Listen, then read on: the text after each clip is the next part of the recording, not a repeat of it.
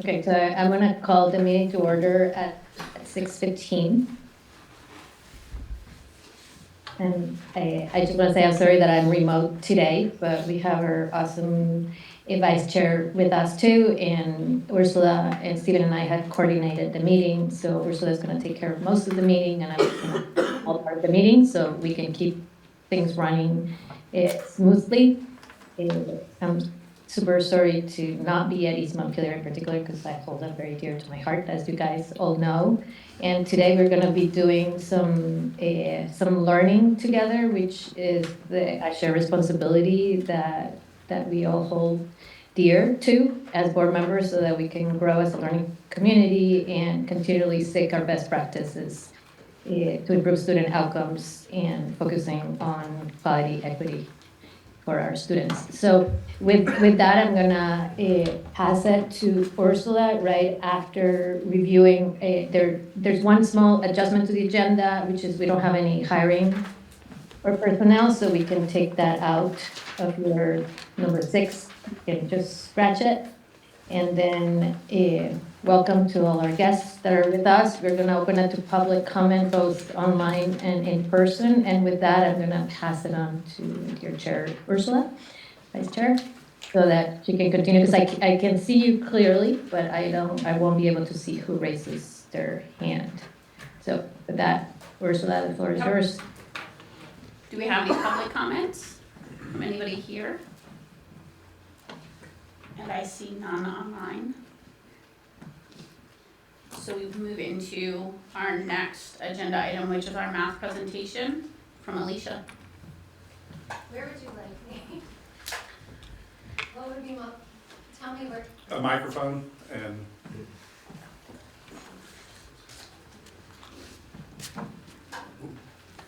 Out of the way. I want to get out of the way of the screen.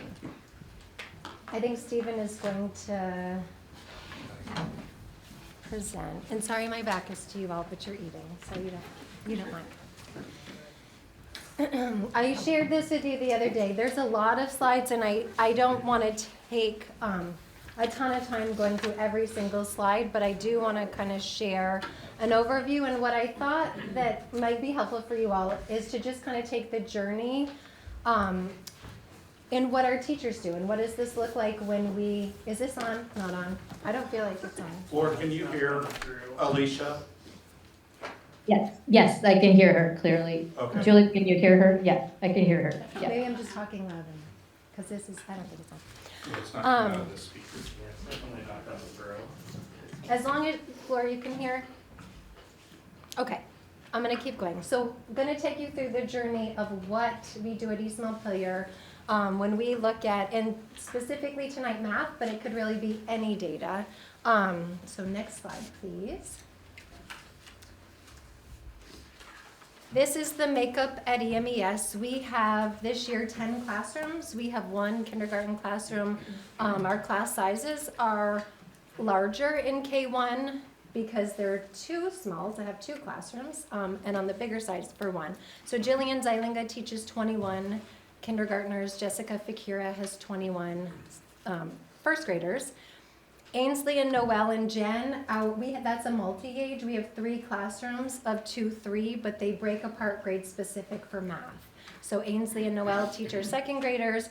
Jen Fish and one of our interventionists, Lisa, teach our 22 second graders.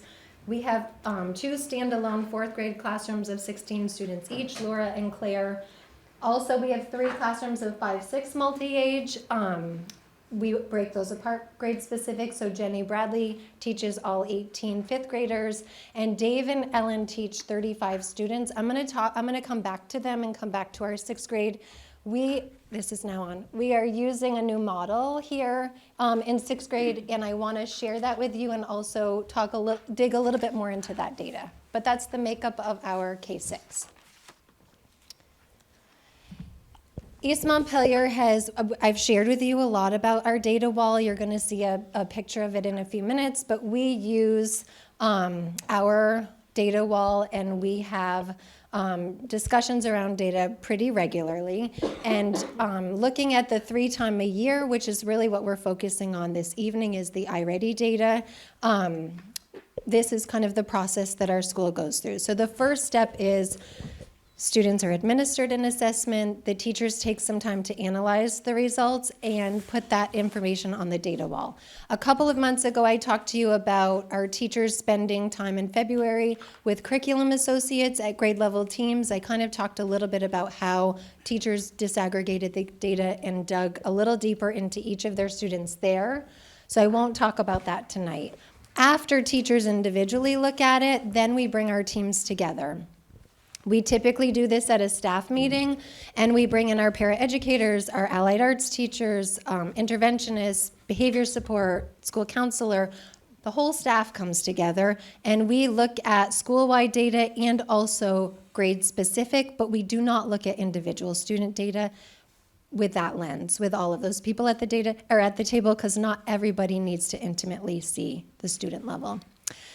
From there, our classroom teachers, interventionists, and special educators come together and they look more at the student-specific data to determine what are the next steps in instruction, who may need interventions, what does this look like, and I'll walk you through that.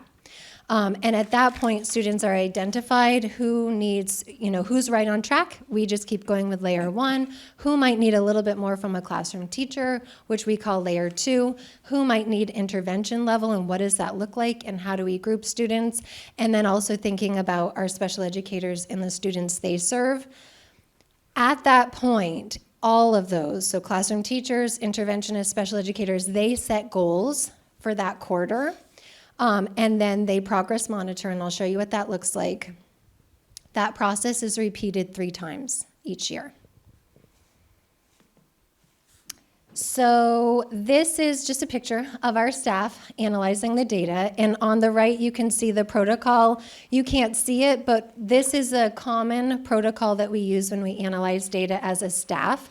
So at the table you'll see we have classroom teachers, there's paraeducators, interventionists, and special educators looking at grade specific. So this is grade 2, and the questions that are very common and our staff is very used to, what do you notice? So the first thing they look at, what do they notice about the data?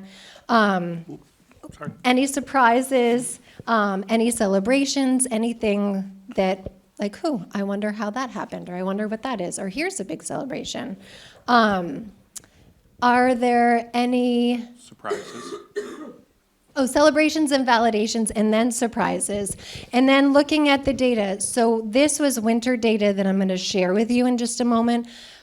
I'm going to tell you a little bit about where we expect kids to be by the winter. This question here is looking at that 50%. We're halfway through the year. We would expect kids to know 50% of the material. What does that look like at your grade level?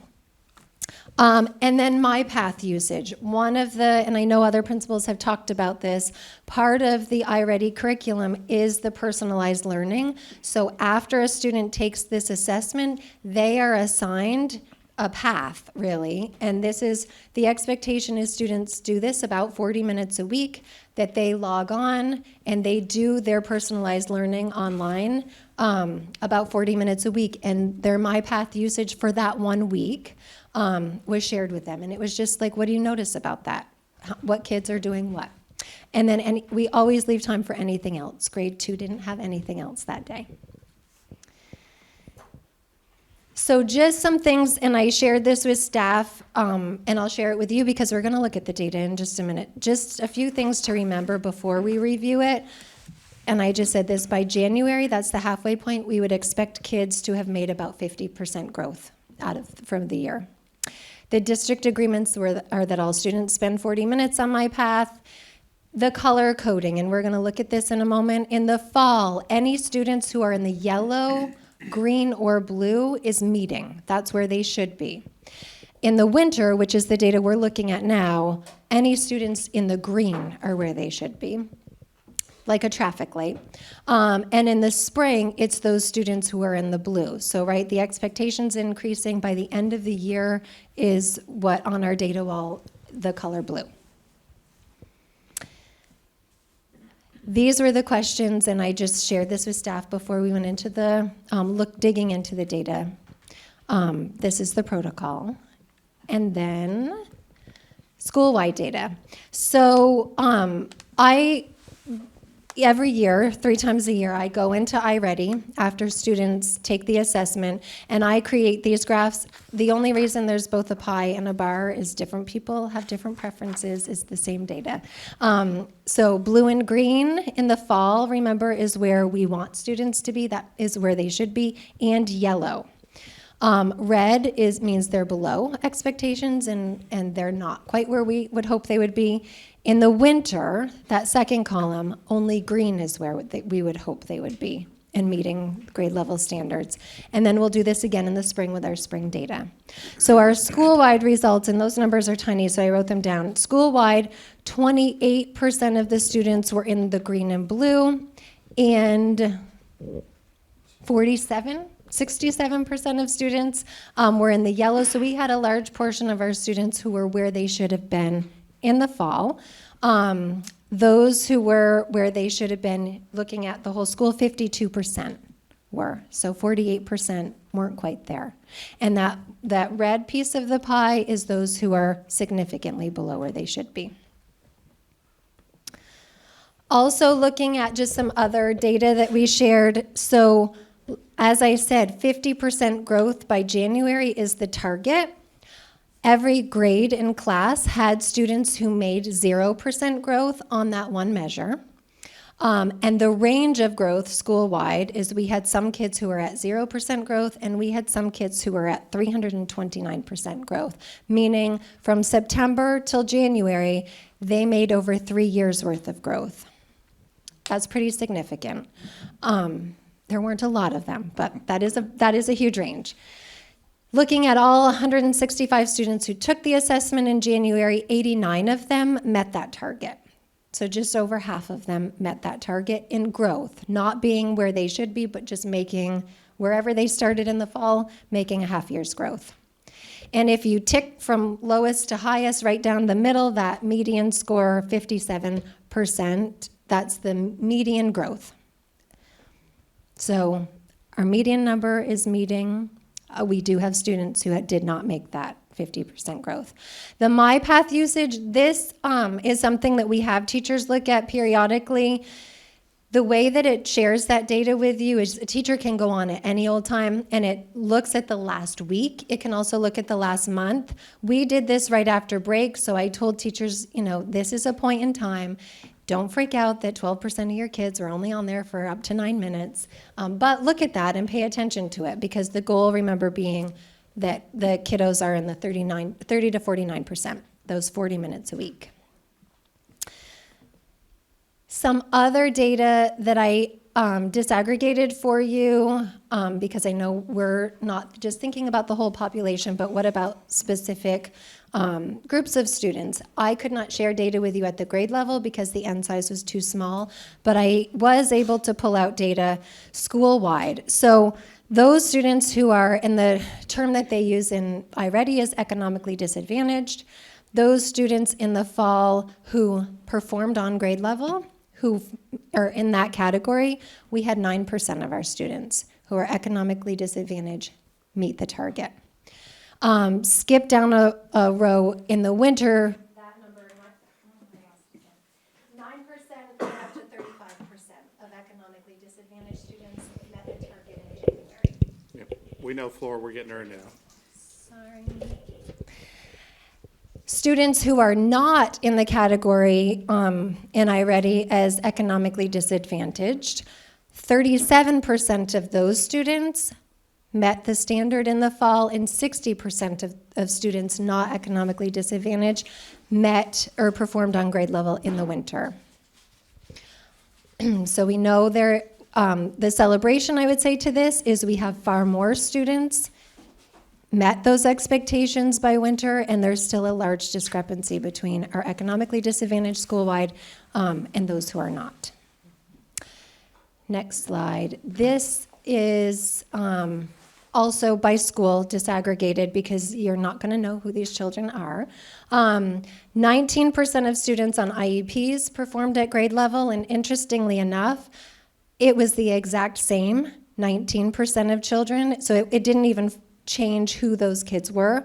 19% of students on IEPs also performed on grade level in the winter. Something I know because I spent a whole lot of time figuring this out. When I look at disability category, that 19% of kids are kids who do not have a math disability and have a specific learning disability in the area of reading. There's a lot of disability categories, but these kiddos, what that tells me is that 19% of our kids on IEPs, the issue is not math, and math is a strength for them. There's a lot of other kids on IEPs who did not meet the standard. Those not on IEPs, interestingly enough, in the fall, 73% of them were where they should be, and only 59% of kiddos not on IEPs met the standard in January. I'm not going to spend a lot of time. These are the slides that I wanted to share with you, but I'm not going to go through every single 7 grade levels in great detail. But what our teams do and what they did is we had a kindergarten team at the kindergarten table made up of that mix of people, and they looked at, like, where were our kindergartners in the fall? Where are they now? What questions? They went through that protocol. Each grade level did that. So there's one slide for each of the grade levels with just the data.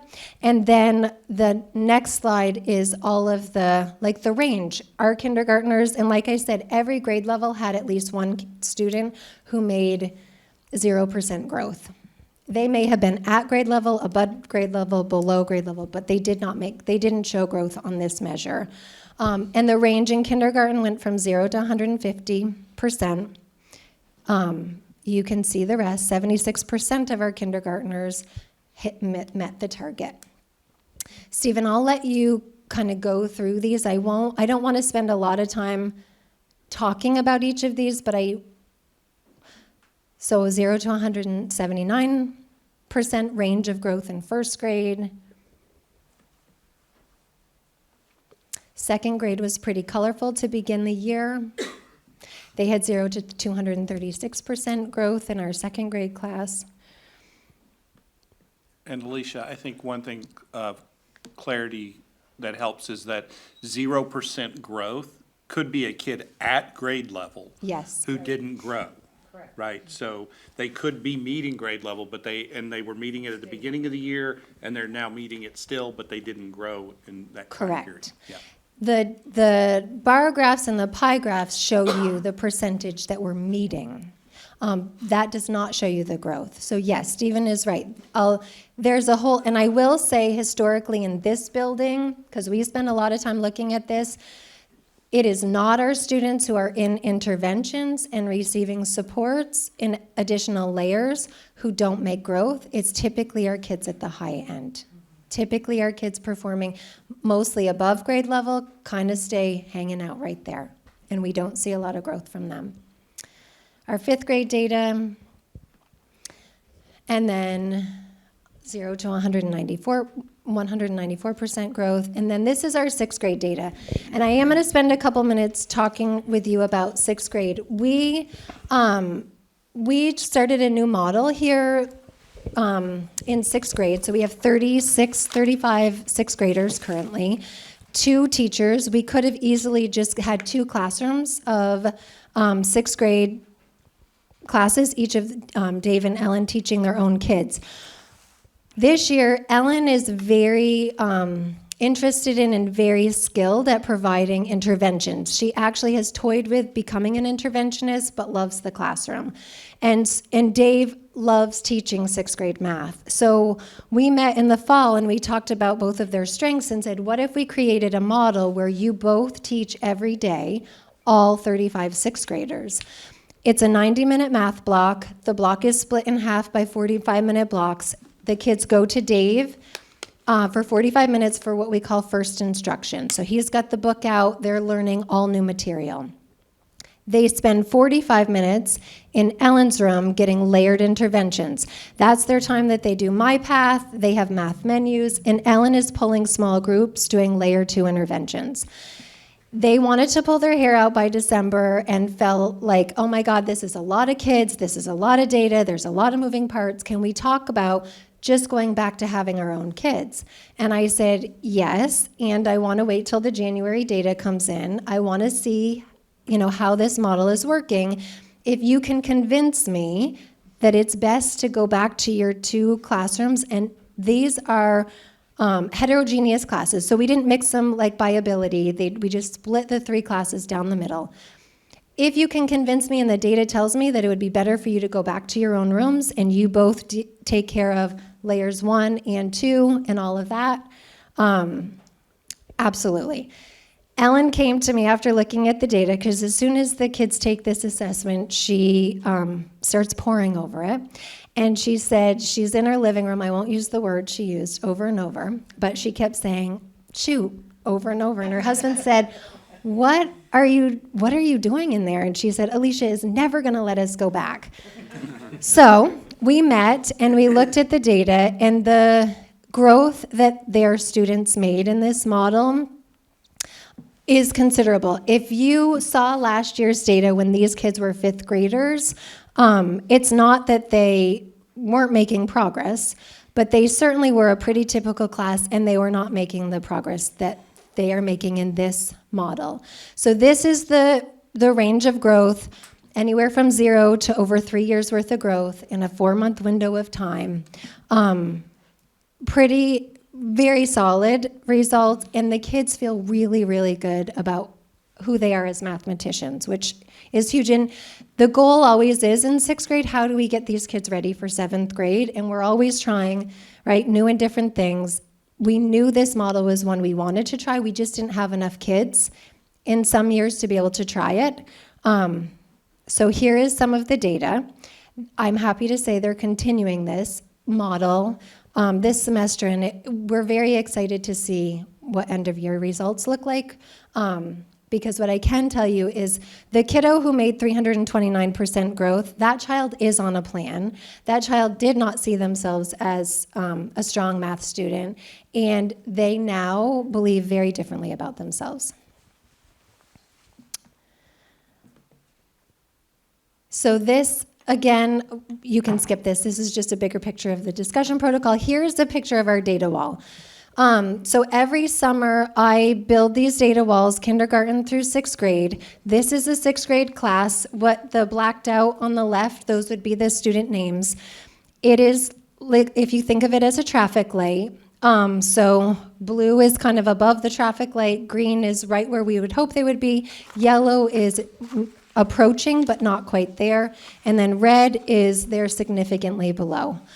I'm going to just come a little bit closer. So the data that we share every year, this first column, those are the VCAP scores from last spring. So when they were in 5th grade, that's how they performed in 5th grade. Also their spring iReady results, how did they end the year last year?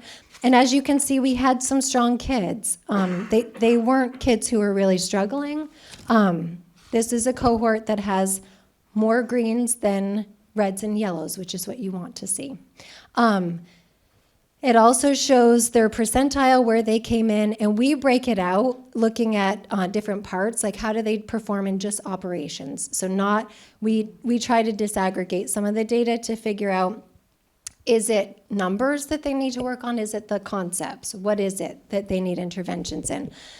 These 2 columns that have no color before the black, we started that this year. We have 4 quarters of interventions, and we just started labeling where are they a kiddo who just has layer 1. So they're just getting instruction from the classroom teacher, and they're good to go, and they're just plugging right along. Are they a layer 2? Did the teacher pull them back to the table and do some small group, some individual? Do they have some catching up to do? Like if you see this student here, they were in the green. There's some yellows here, so that's a kiddo who the classroom teacher spent a little bit more time on. Are they layer 3? Are they working with an interventionist? What does that look like? And layer 4 or 5?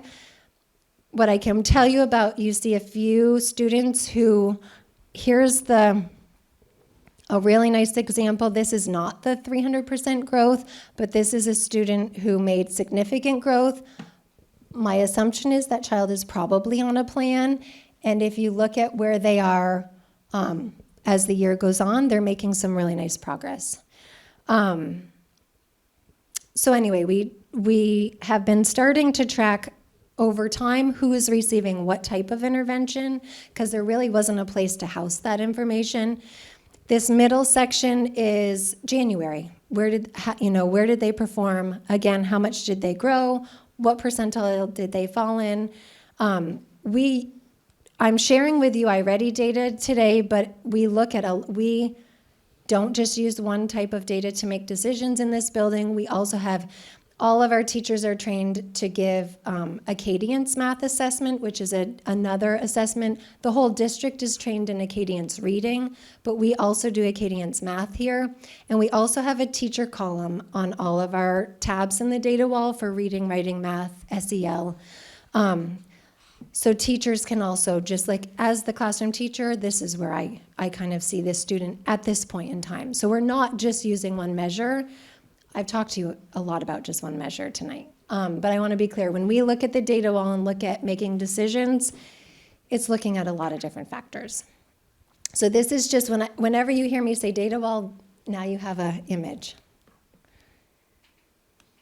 And here's just another picture of our teams.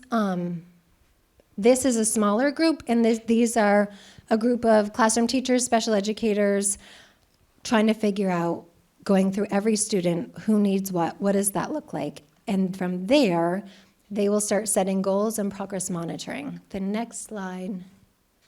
Oh, nope, we're not quite there yet. So something that has been bothering me for several years now is not just going with our gut to say, I think this child, they're in the red and I think they need interventions, and not having any real clear explicit criteria for how do you differentiate between what a classroom teacher is giving for a layer 2 intervention and a child who might need a small group, or a child who might need a one-on-one intervention. And how do we come up with criteria so we're not just, in every room, in every situation, having different criteria. In December, our district math coach and I, Ellen Dorsey and I, met for a long periods of time, came up with this document where we tried to quantify some criteria so that it's less subjective and more objective about how we're identifying kids in need of support across the different layers. We took this to our teachers in December.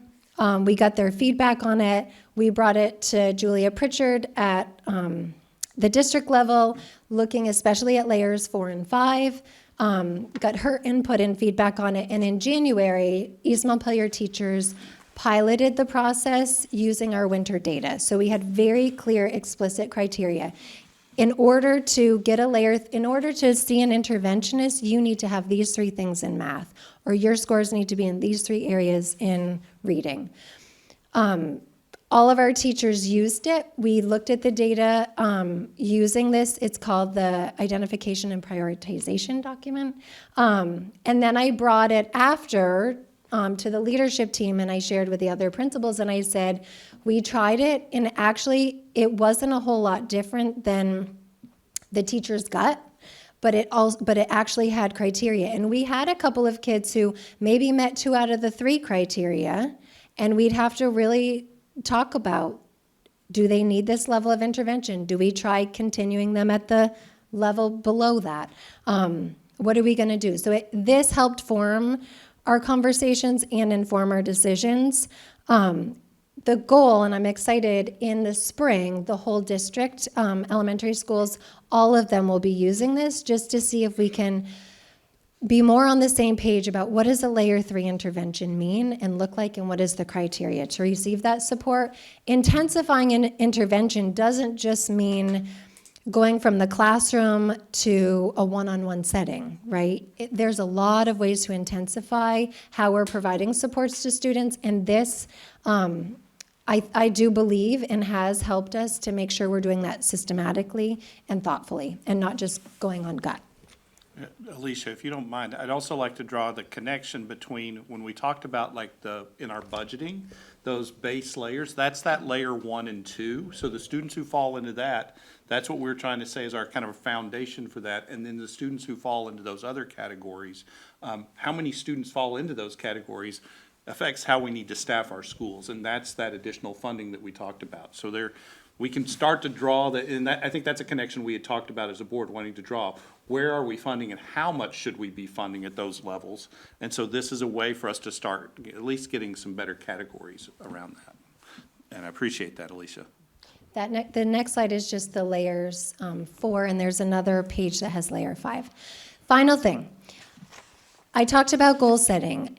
Ellen Dorsey is a mastermind. I have no idea how she does these things, but this is a spreadsheet that she has created that has been fine-tuned over the last several years. When I say teacher, they meet together, they determine, and then they set goals. We don't use a canned program for goal setting. This truly is Google Sheets, and there's a whole lot in here, but basically what I wanted to share with you is our interventionists and special educators sit down, they write a goal for their whomever they agreed upon using that criteria. They set goals for their students for that quarter, and then if you see in the top right, that's a trend line and the goal line. So they're tracking progress every single week to see, are they meeting that goal? Are we on the path to meet that goal? With the intent being that gap will close and they're no longer going to be in need of that level of intervention. So this is something the whole district uses, and it has been a huge game changer, I would say, for teachers setting goals. And classroom teachers do not use this, I will say. They're the ones, they set goals in the classroom around layer 2, but they're not doing this level of detail. So this process, we have done this process at East Montpelier for many, many years. It kind of starts with you give the assessment, you analyze the data, you enter it, you teach, progress monitor, and you loop back, right? And it's that constant loop that we go through. Today I was sharing with you math. We do the same thing in reading. We would love to do the same thing in writing. We don't have the same type of data yet, but this is something I would say East Montpelier teachers are well versed in, and it's just part of our practice. That's all for me. I'd be happy to answer any questions. Yeah, Patrick. Yeah, I'm interested in the kind of different assessments that you talked about briefly, and what happens if they disagree, and like which assessment is like. Do you trust one or? No. That's such a good question. And I will tell you the one that we typically don't trust is iReady. If other types of data give us very different information, there's a couple of things we can do. iReady will put a little flag up there if a child rushed. Remember, this is an online. We have a student, she loves to be online. She's a kiddo who family does not use screen time at home, so for her it's like, give me the screen and I'm going to quickly push every button I can, and she does not perform really well on this assessment. Acadian's assessment is a paper-based assessment and an interview.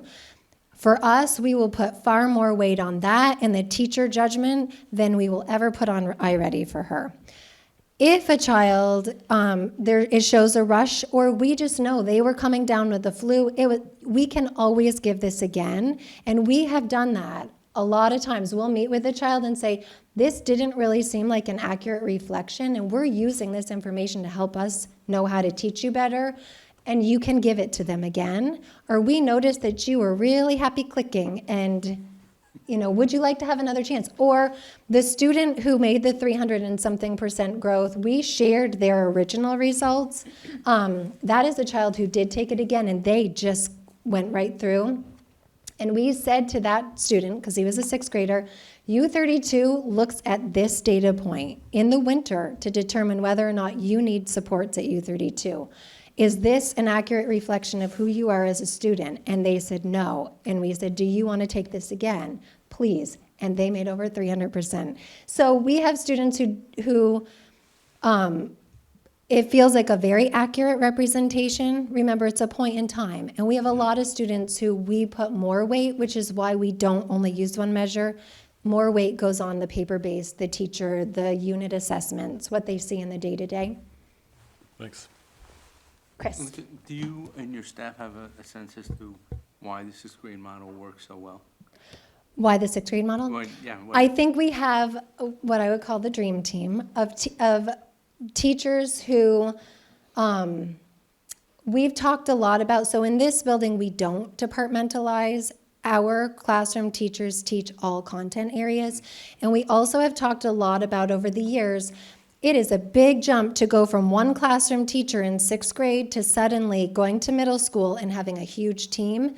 And this school is big enough when we have 35 plus kids where we can start to think about, they're not departmentalizing, but we're playing to the teacher's strengths of Mr. Willard loves to teach first. He loves, he could be an 8th grade math teacher and he would love it, right? He loves that, teaching new content, teaching new material.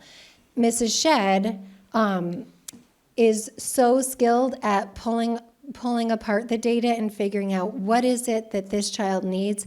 And if you go to her classroom on any given day, Stephen was in there a couple weeks ago, she is at a table with a small group and she is really diagnostically giving them, like if you think about in elementary school, the teacher's got the table in the back of the room, everyone else is busy working and she's working with very small groups. That works beautifully for Ellen in math. So that she is able, because she's not worrying about first instruction, she's not worrying about, they're either plugged into MyPath, they're working on a math menu, which is another part of math, but they're independently successful. It's not new learning for them, they're doing the practice. So they're all occupied most of the time, and she's able to pull those groups back and meet with them in a way that if she was also delivering first instruction and it was all new learning and she had to make sure, all 18 kids were right there with her, she just wouldn't have the same time to do. So I think that's part of it is is the teacher's strengths. And I think part of it is too, knowing that these kids are ready to have more than one teacher, being more than one, it's good for them to know she teaches math very differently than he does. And for some kids, Dave's way of teaching works. And for others is when they get to Ellen's room, she can explain it in another way and they get it. Yes, Diane. So on your data wall, is that Excel or? It's a Google sheet. Yep. And so the formulas are in it that will give you that. And who enters all of the data? There's no formulas. So I create every year, the only colors that show up, the only things filled in, last spring data and the VCAP. Classroom teachers enter all of that data. And so during our embedded PD, which I'm sure you're going to hear more about in coming months, we build time into that so that teachers have time to enter data. And sometimes it looks like 2 grade level teachers might sit side by side and one is reading it off iReady and the other's entering it. Sometimes it's just a teacher doing it on their own. But our classroom teachers do that all. And is there any concern tech-wise around Google Sheets and? Yep. So I am very controlling about it. When I create the data walls in the summer, I give no one access to it. Our first PD session, I open up access just to that classroom teacher. So my 6th grade teachers can only see the 6th grade data wall. My 2nd grade teacher can only see their students. The only people who have access beyond classroom teachers are the special educators or interventionists who serve those kids. It is not, yesterday, it's funny because we were at the leadership team meeting, I was sharing some of this with my colleagues and they were saying, well, we can't open. I'm like, no, you can't, and you won't be able to either. And that goes back, we started this back when Bill Kimball was superintendent and he was leery, honestly, of doing this in Google Sheets. because of that exact reason. And I can tell you that there isn't a teacher in this building that would tell you they could function without that data wall. If we had something, more universal that we used as a district, we would get rid of this. But for now, this is, it works and it's very controlled. And you're the owner, Yep. basically. I am the owner, and I give classroom teachers editing rights, and that is it. Good question, though. It's. Yes. Thinking about what you shared about the sort of the split between, economically disadvantaged and not, and sort of looking at how, particularly for the economically disadvantaged, students starting with such a few number who are proficient at the beginning of the year, but also much faster growth. Where were those kids, be in the spring, and sort of how much you're also looking at the patterns, That's a really good question. I could come back to you and tell you in this spring.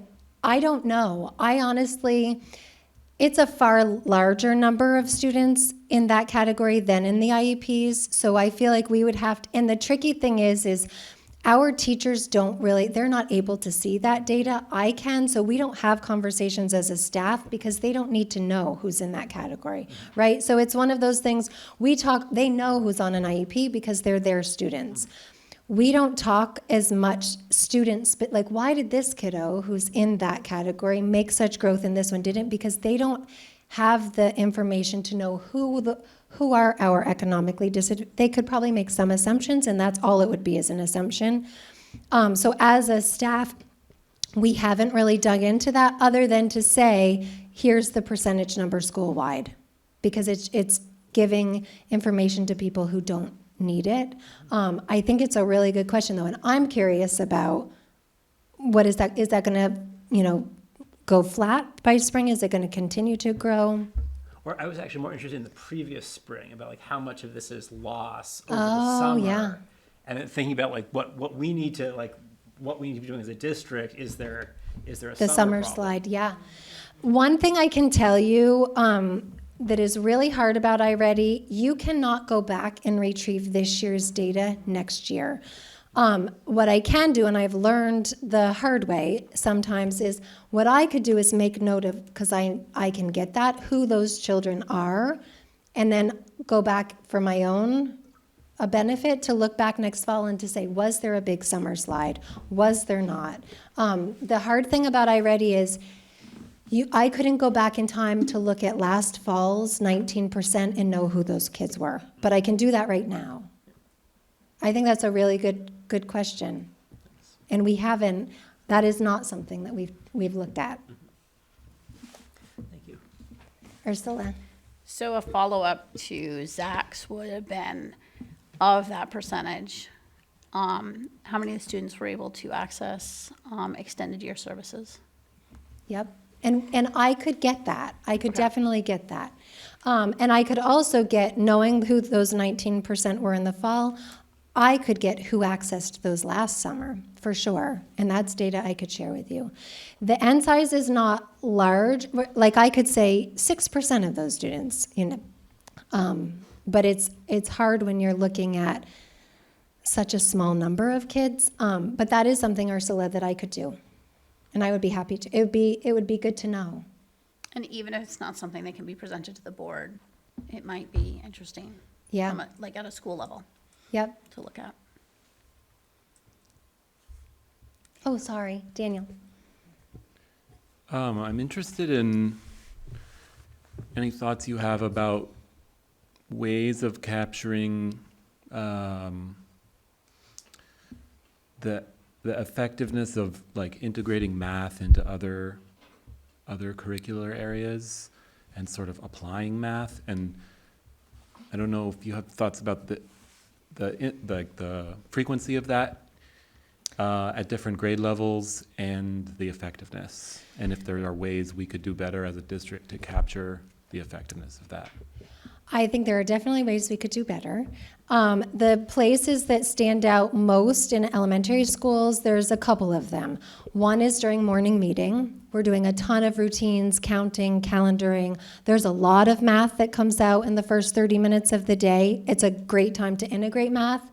Another time, obviously, is in science, and I have to say, we do not spend enough time teaching science as we should. And then the third place that I would say that math is greatly integrated, and I'm going to put a plug in, remind me when I'm done, for you to visit a classroom, tech integration. When we're integrating with our librarian tech integrationist, there's a lot of math happening and bringing that in. What we don't have is a lot of data that goes to say, when you spend this amount of time or when you integrate in this way, this is the results. I don't have that, but I think it's a good question. Thanks.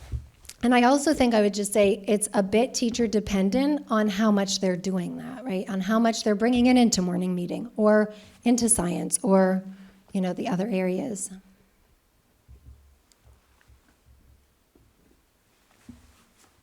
Thank you. You had great questions. Thank you. The plug that I'm going to put in, and I won't go through what's significant. We don't need to go through all of that. I've taken enough of your time. But the plug, I would say, there usually is a break that the board gets up, floor usually announces, maybe Ursula will stretch, use the bathroom.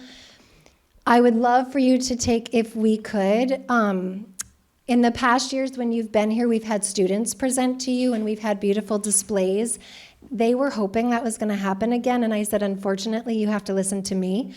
But our 5th and 6th graders have been working on a tech integration project they really want you to take a look at. It's just down the hall, just past the bathroom in room 147. So Ursula, if there is a spot where we take a break, if I could just bring you down there. They're going to quiz me tomorrow on what you said about it. I told them I might take a few pictures to show that you really went down there, but they wanted to show you some work.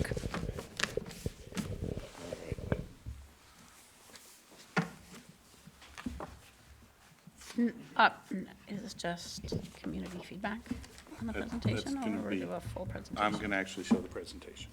Excellent. All right. Up next is Stephen with a presentation on. And I'm going to show you Configuration of programs. mine, after mine, that's when we said, that's when we'll take the little break, so we can get up, because it is 2 presentations in a row for us. What I want to do is just take a moment to share with the whole board what I shared with the configuration committee at our last meeting.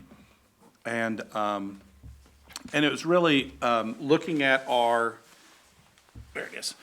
Looking at configuration really from the program standpoint, because if we think about how we are really trying to design the work in our district, is moving from our vision to our programs to then our structure and then our budget is kind of the way that we're doing that. And I just need to give a plug to Becca for helping me get that progression down, because I think we talked a lot at the last configuration. The first time we went through this was more about structures, and we really want to talk more about programs. And how do we make sure that the programs that we want for our students and the things that we need for our students are at the top of mind as we think about what configuration will help us meet that programming. And so, once again, our goals of our strategic plan are driving all of our work here. We talk about these each time, and we want to make sure that we keep focused on them as we think about our configuration and the work that we do. And then just a reminder of our equity definition. We do have a board policy around this as well, to make sure that we have the right educational resources and rigor at the right moment for students, regardless of race, gender, ethnicity, language, disability, sexual orientation, family background, or family income. So just making sure that they have access at the right moment. And then I also think that it's important when we think about, particularly with the students who receive special education services, but any student who needs additional interventions, that inclusion in our program is equitable access to classroom with grade level peers, equitable access to grade level content, high expectations, and feelings of belonging and hope. You can see how that really mirrors our strategic plan, our core values, is making sure that our students are with their peers for that first layer instruction. I think what Alicia talked about with the 6th grade is that they all get first instruction. There's no student who is pulled away from that. It's their interventions or their, or any of the additional work is what may be different for them. And so that's that equitable access to grade level content that's there in inclusion. And so any kind of programming that we do, we want to keep this in mind for us. And then we really think about that, as I said, we have a mission and vision defined by our strategic plan, and the programming is what we provide students to meet that vision, and then the structures are how we provide that programming. Budgets are developed from the structure, right? And once again, I know that it's always hard to look at our enrollment numbers, but we just did have an update, and so our numbers overall, I want to be really careful when you look at the right-hand table. It's a K-6 for our projected enrollment, but when you look at the left-hand table, that is a pre-K 6 in those years. So pre-K is notoriously difficult to project the enrollment for. So just as we project out, I would just want to make sure that you don't look at those and say, oh my gosh, we still do have pre-K kids. It's just they're not easy to project in the enrollment. But what you can see there is that a pretty substantial dip in our enrollment pretty quickly. Do we, It's okay.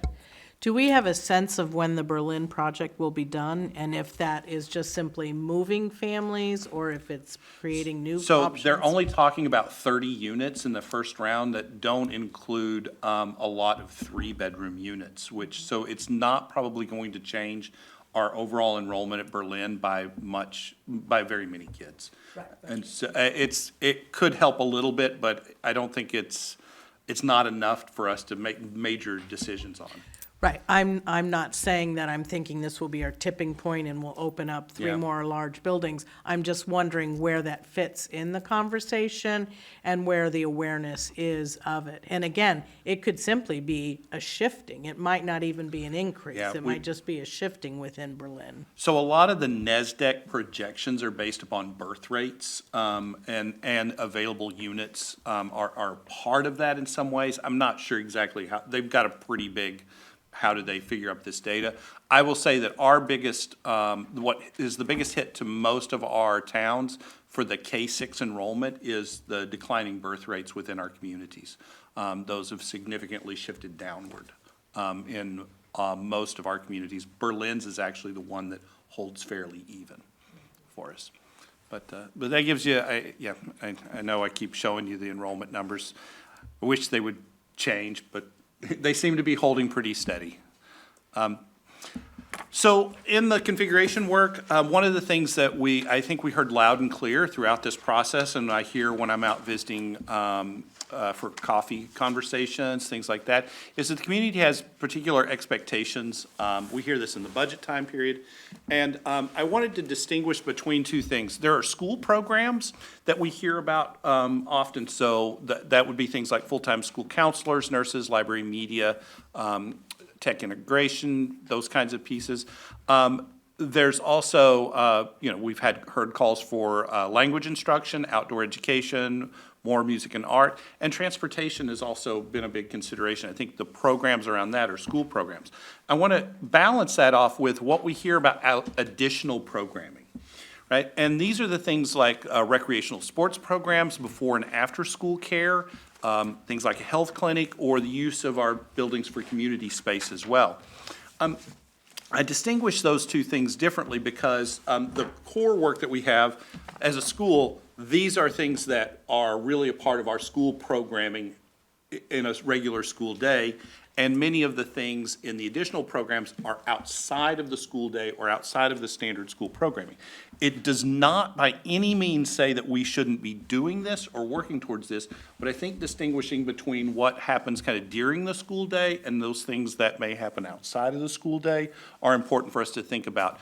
These additional programs may be addressed more readily by community school programs and those kinds of pieces. And I'm not saying that they're not important, but I would also say there's an inequity in things like recreational sports across our 5 towns at the elementary level in the way that some of them are, just the number of kids who can participate and what kind of teams you can have. and how they're sponsored by the communities themselves. If that were something that, as a district, we felt like it was important for all of our kids to have a fairly equitable experience in that, then we would be saying that as a district, this is our responsibility. Right now, it falls on some of the towns and some of the schools. It's kind of a mix. And so these are, I don't want this to come across as me saying that these aren't good. I'm just saying there are different thought processes that we may want to go about in terms of our configuration and what we want to do, or where we want to reconfigure our schools or the work that we do. So those are kind of what we hear from the community. And then these are the things, the educational models around our programming. This is kind of what we bring you as part of that multi-layer system of supports as the educators.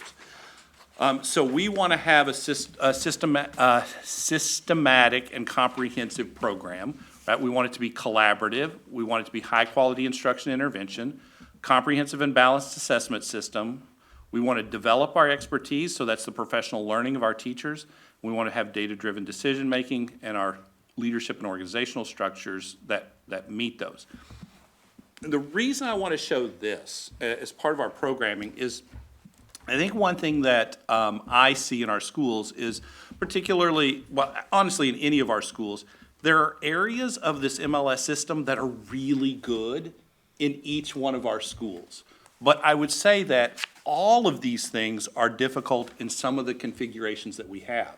And sometimes we get caught up in the conversation of, well, this school does have something that's really good, and this other school doesn't, but that's not really the case. One school may have a much easier time having collaborative work.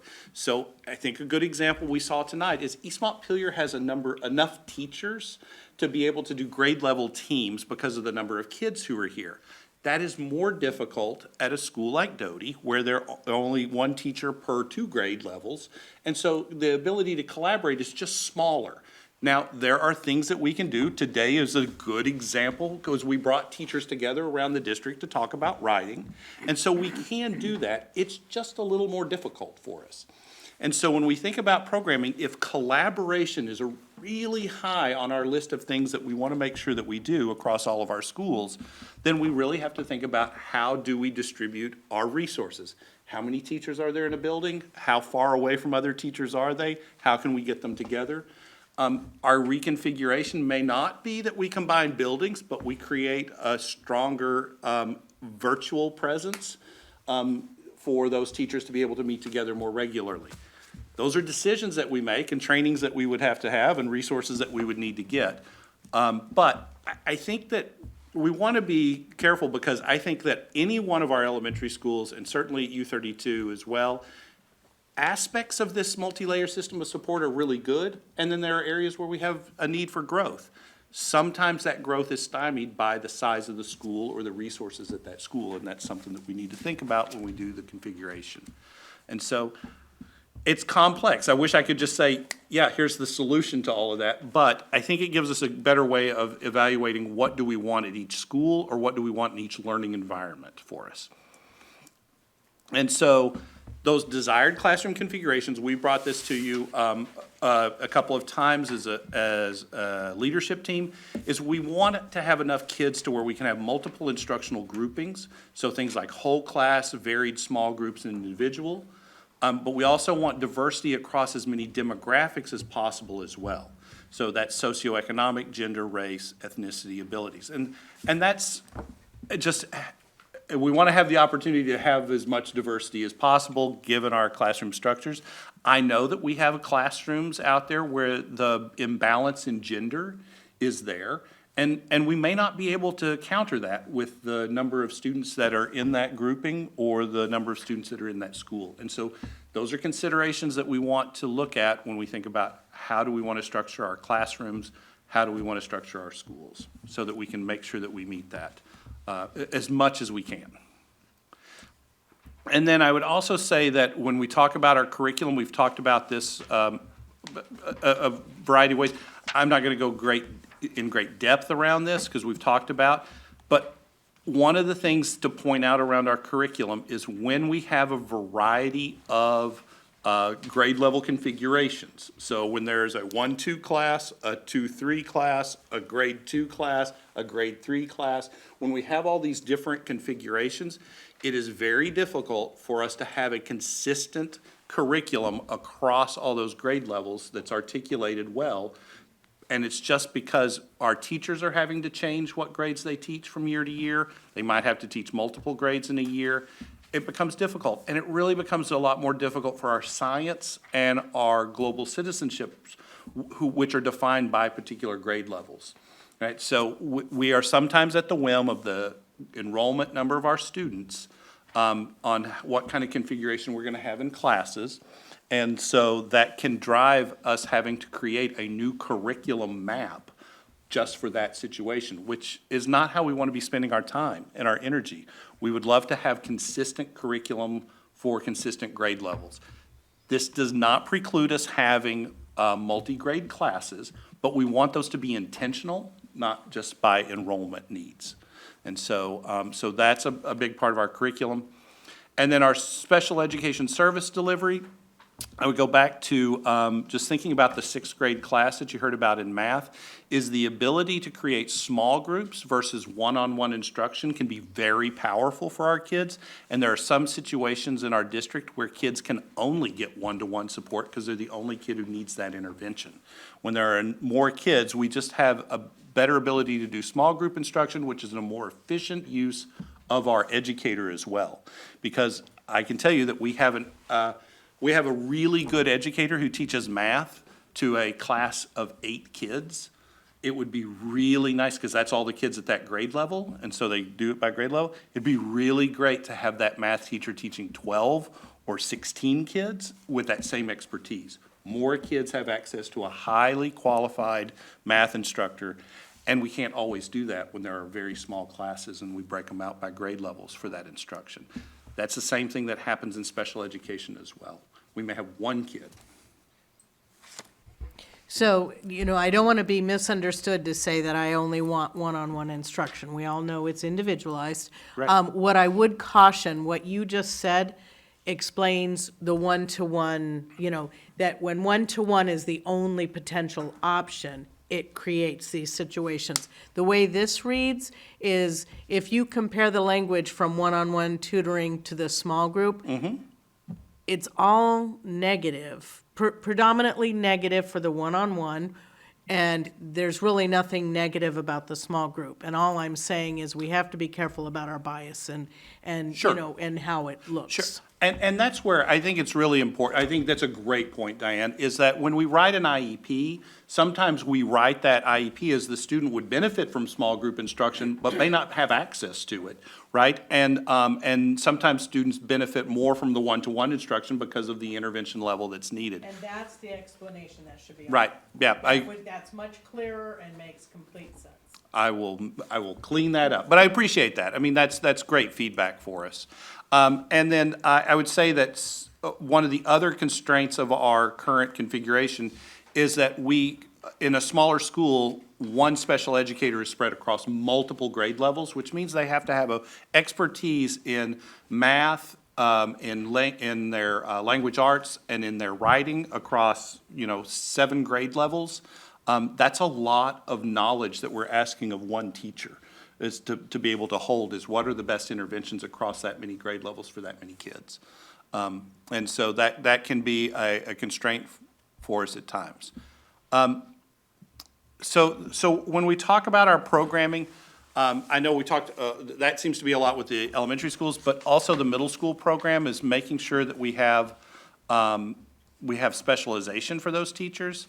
The middle grades endorsements are grades 5 through 9. We try for our middle school to have greater access to co-curricular, more middle school specific programming. I know that there's a big move towards more electives for our middle schoolers for next year, so that they have things that are really designed for them, and using our space efficiently for all of those.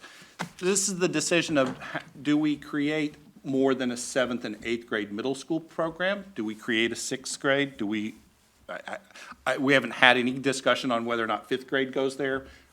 There are some models like that are out there. I don't know that I'm not advocating for it, but just saying that there are multiple models for middle grades that are out there. And I would say that some of the feedback that we get from the community is making sure that our middle grades program is distinct from our high school program is really a thing that we hear a lot, is making sure that it's not just an early high school, that the kids are just mingling, but that they really are getting a middle grades education, because that's a unique set of years, and it's a interesting developmental time for our students. Is that the way to say it, Amy? Where do you hear that concern? From the community? Well, I'm asking where that concern is being voiced from. I've heard it in a few of my coffee conversations, and we had that voiced at our, not the last configuration meeting, but the one before, by some of the members of the configuration team that were there. And I've heard it, I will say that I've heard it off and on from parents throughout the years who want to just make sure that when their kid comes to U32, that are they being treated as high schooler when they first get there, or is there really a middle school program? I personally believe that we have a good, strong middle school program. And yes, could we continue to grow that and strengthen it? Yes, of course we could. And then making sure that we have equitable access to programs for our co-curricular, our teachers' endorsements in middle grades. We don't have a whole lot of teachers who are currently middle grades endorsed, but I know that we have some that are working on that. And then, and being able to provide those intervention flexibilities. We talked about this as what would be the benefit of having the sixth grade join the middle school program, is these are some of the additional things that they would have in their programming. And then overall in the middle and high school, this is a lot of work that I know that U32 is now engaging in around what can we do that allows students to explore their creativity and passion for learning in deep and meaningful ways. That second bullet is the work that they've been engaging in now. And I know that there's been a lot of conversations about how do we create a high school environment, and middle and high school environment that meets all of these pieces as well. So the programming there, and Becca's going to tell you a little bit about the change in the schedule that will kind of go along with this. All right, so a couple of considerations that I want to make sure that we keep in mind when you do this, and this is the constraints piece. We sometimes forget that the biggest constraint actually for our programming is the time. So the school day dictates the amount of time we can allocate to all those activities. Our space is not as big a concern in most cases because we have extra space in some of our schools, most of our schools, but that can create limits in some spaces. Staffing is still a concern. Hiring and retaining staff can be difficult for some programming. This is that idea if we have a unified arts, so an arts teacher across multiple buildings trying to deliver that program, it's difficult on that staff member, I think, and so it can be difficult to retain them. And then the sustainability of our programs is, can it be supported by staffing? I see this many times. I hear about programs that we've had across the years in the district that are supported by volunteers. And those programs can come and go depending on whether or not people continue to volunteer for them. If those are programs that we deem important and necessary for our programming, we really do need to talk about how do we staff them so that they can be maintained over time. Because we don't want programs to disappear simply at the whim of volunteers if this is something we deem important to us. And that can happen, and sometimes it's difficult to staff for programs as well. Language programs would be one of those examples. If it's something that we want, we got to staff it in a way that's sustainable for us at the elementary level. And so those are things to consider. We've had this before. This is those baseline agreements. It was referenced today. The math amount of time is 90 minutes a day. These are the agreements at the elementary level for how much time is spent in each of these. This does not preclude us from having interdisciplinary programs, which is something that we would want to work on. But I would take you back to the conversation about how do we develop a consistent curriculum around interdisciplinary if we don't have consistent classroom configurations. So if we want interdisciplinary programs, the more stable our classroom configuration is, the easier it is to develop those programs. Are there any requirements, like does the state put out a mandate of the amount of time? I wasn't sure if the you know, the literacy one had created that, I can't remember. No, actually, the requirements for time are around PE, recess, and health that I'm aware of, but not around any of these specific areas that, not literacy, math, science, and global citizenship, those ones. Yeah, PE and health have requirements. Am I missing one? PE and movement time. Movement time, yeah. Health is required to be taught, but there's not a designated time. Thank you. I know that when we have, you know, the multi-age classrooms for math, we're splitting kids up and having you know, separate grade level instruction. For literacy, what are the differences in what that looks like between schools where there's either you know, a single grade classroom or where you have multiple multi-age classrooms where they're split, versus a classroom where you have two different grade levels being taught literacy by the same teacher? And we'll need a microphone for you, too. It would be good to hear from our elementary principals, who will say this much better than I can.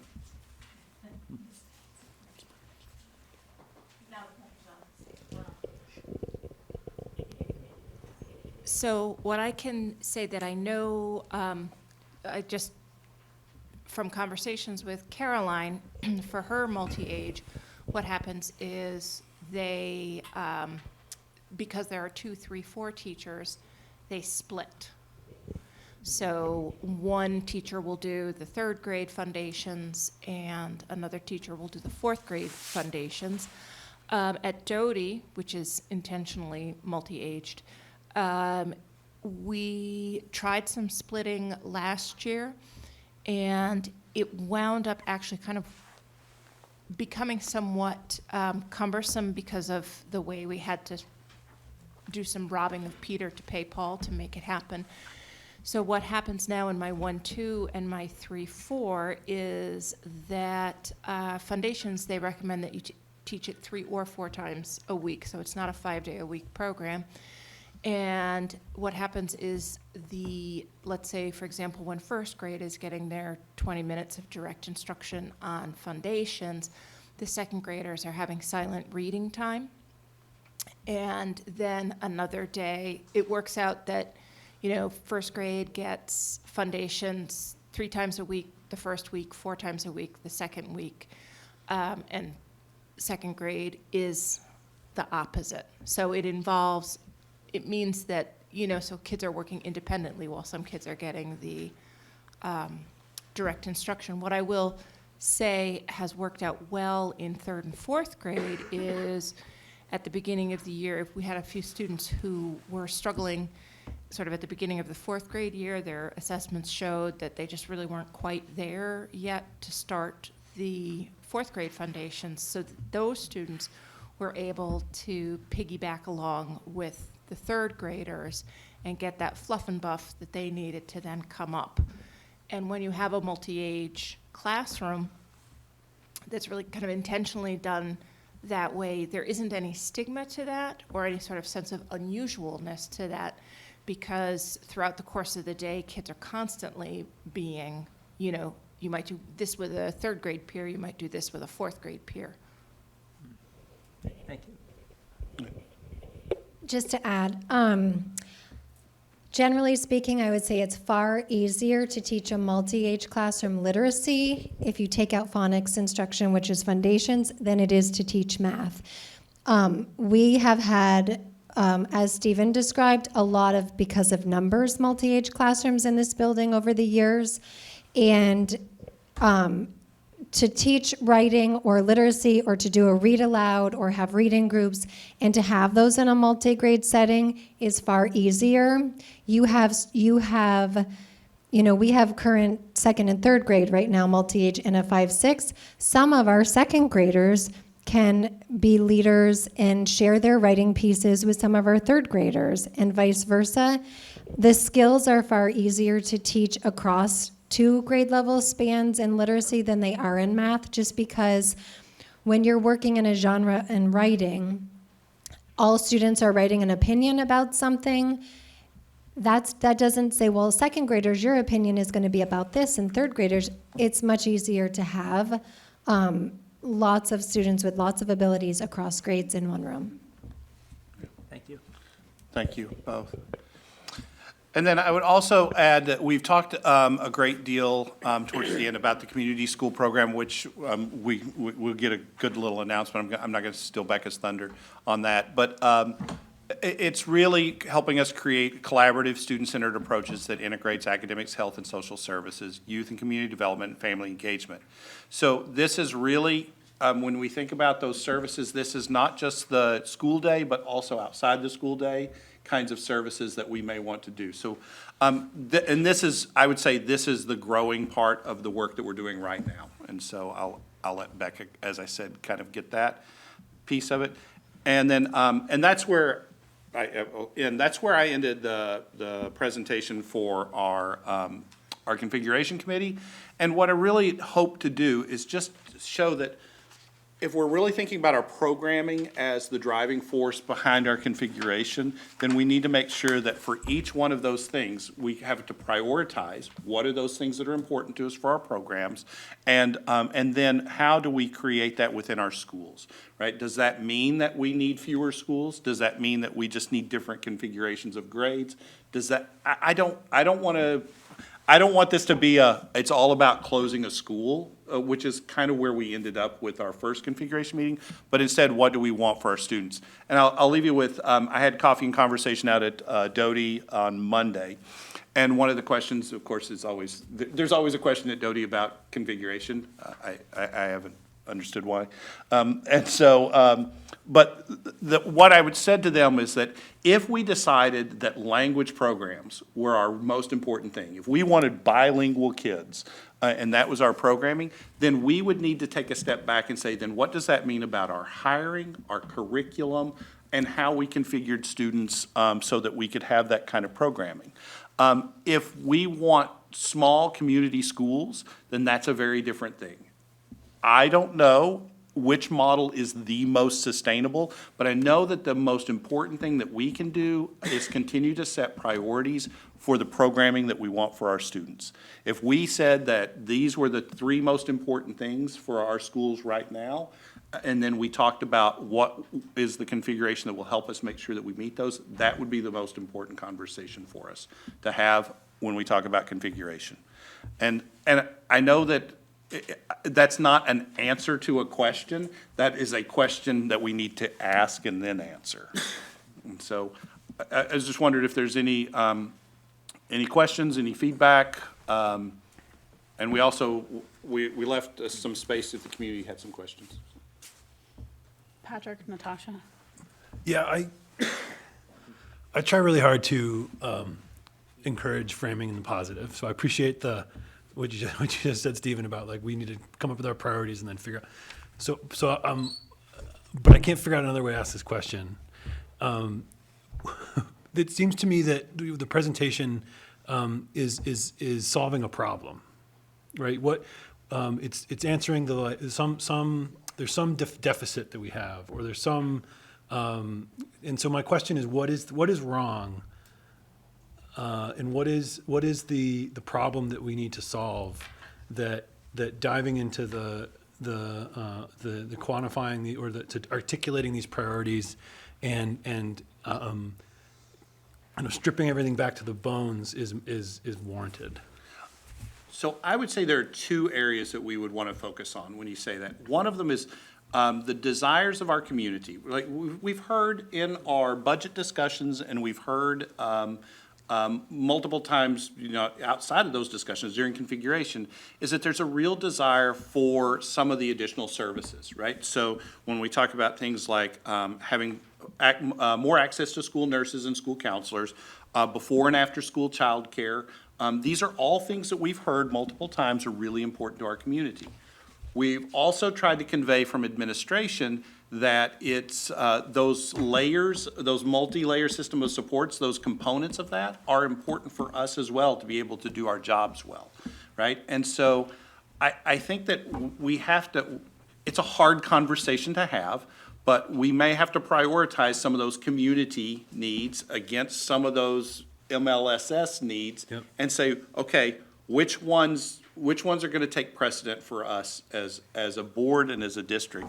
And if you want administration to come back with a proposal around a configuration or grade level kind of piece to meet, where we think we can meet some of these things, it's just know that that's just a proposal, right? And that's just meeting a certain set of criteria and a certain set of standards. I think it goes back, just like I talked about with the language program. If that were the really most important thing for us, that might be a very different configuration than if we said that we want to make sure that all of our families have good access to pre-K education and before and after school care, right? Those would look different in the way that we might want to organize our district. Our problem tends to be, and this is what I hate to, it's not a finger pointing, but we tend to want everything. Sure. Right? And I understand why, because I would love to have everything, but we can't, right? Not if we want to create a sustainable system. And then we'll talk a little later about the legislative update. Some of these may be imposed upon us as well as to how we might do this. Thanks. Yeah. So my, I guess, question / comment you've heard probably every time you've done this presentation, and it has to do with how the day is split up for K through 6 and the allocation of minutes. And having taught several different grade levels of elementary school with scripted curriculum and curriculum I had to create myself based on district standards, and also talking to, I guess, experts throughout the state, 150 minutes for literacy is really high for a lot of districts. That is not the average. It's great that we have 150 minutes of literacy, but when I look at the fact that, again, we have 25 minutes for both science and global citizenship, and 150 for literacy, I find that incredibly concerning, especially when science is something that our elementary school kids are going to get tested on, and to only get it for 25 minutes every other day, or whatever that configuration looks like, I think is not a fair position for our students to be in. And it would be great if we could integrate global citizenship and science into other curriculum. We don't have the time for our teachers to be able to do that on top of everything else they have to do. So my comment is I'm really frustrated to keep seeing this. My question is, when are we going to tackle this and do something about making sure that our students are getting more time on some of these other subjects and making time to have it integrated into the other subjects?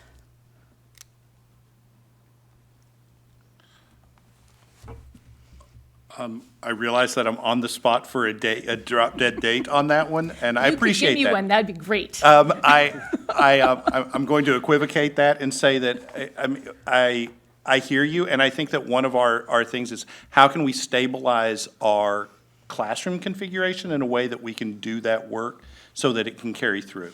And by that, I mean that when we ask a teacher to plan for a classroom situation, so if we ask a second grade teacher to plan for second grade, and then the next year they teach a second and third grade class, now they have to go and replan those lessons in some ways. And so the more stable that we can keep that, I think that that's one place where we can help ourselves.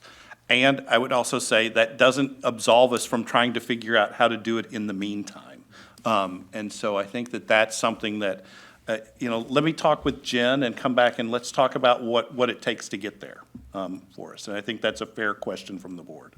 So just for a foundational question, how were these time allocations created originally? How long they've been in existence? And are they based on what the sense is needed in order to teach those topic areas? Yeah, I would defer, because that was a conversation that the elementary principals had. I don't even know how long ago now that was. So do you guys remember? It's been at least a few years that we've had those conversations related to reading. Yeah, we need a mic, yeah.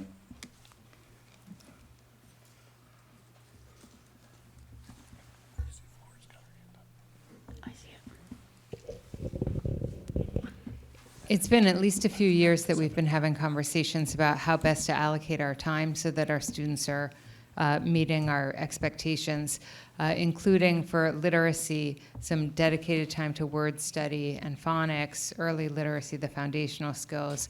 writing instruction, and reading instruction.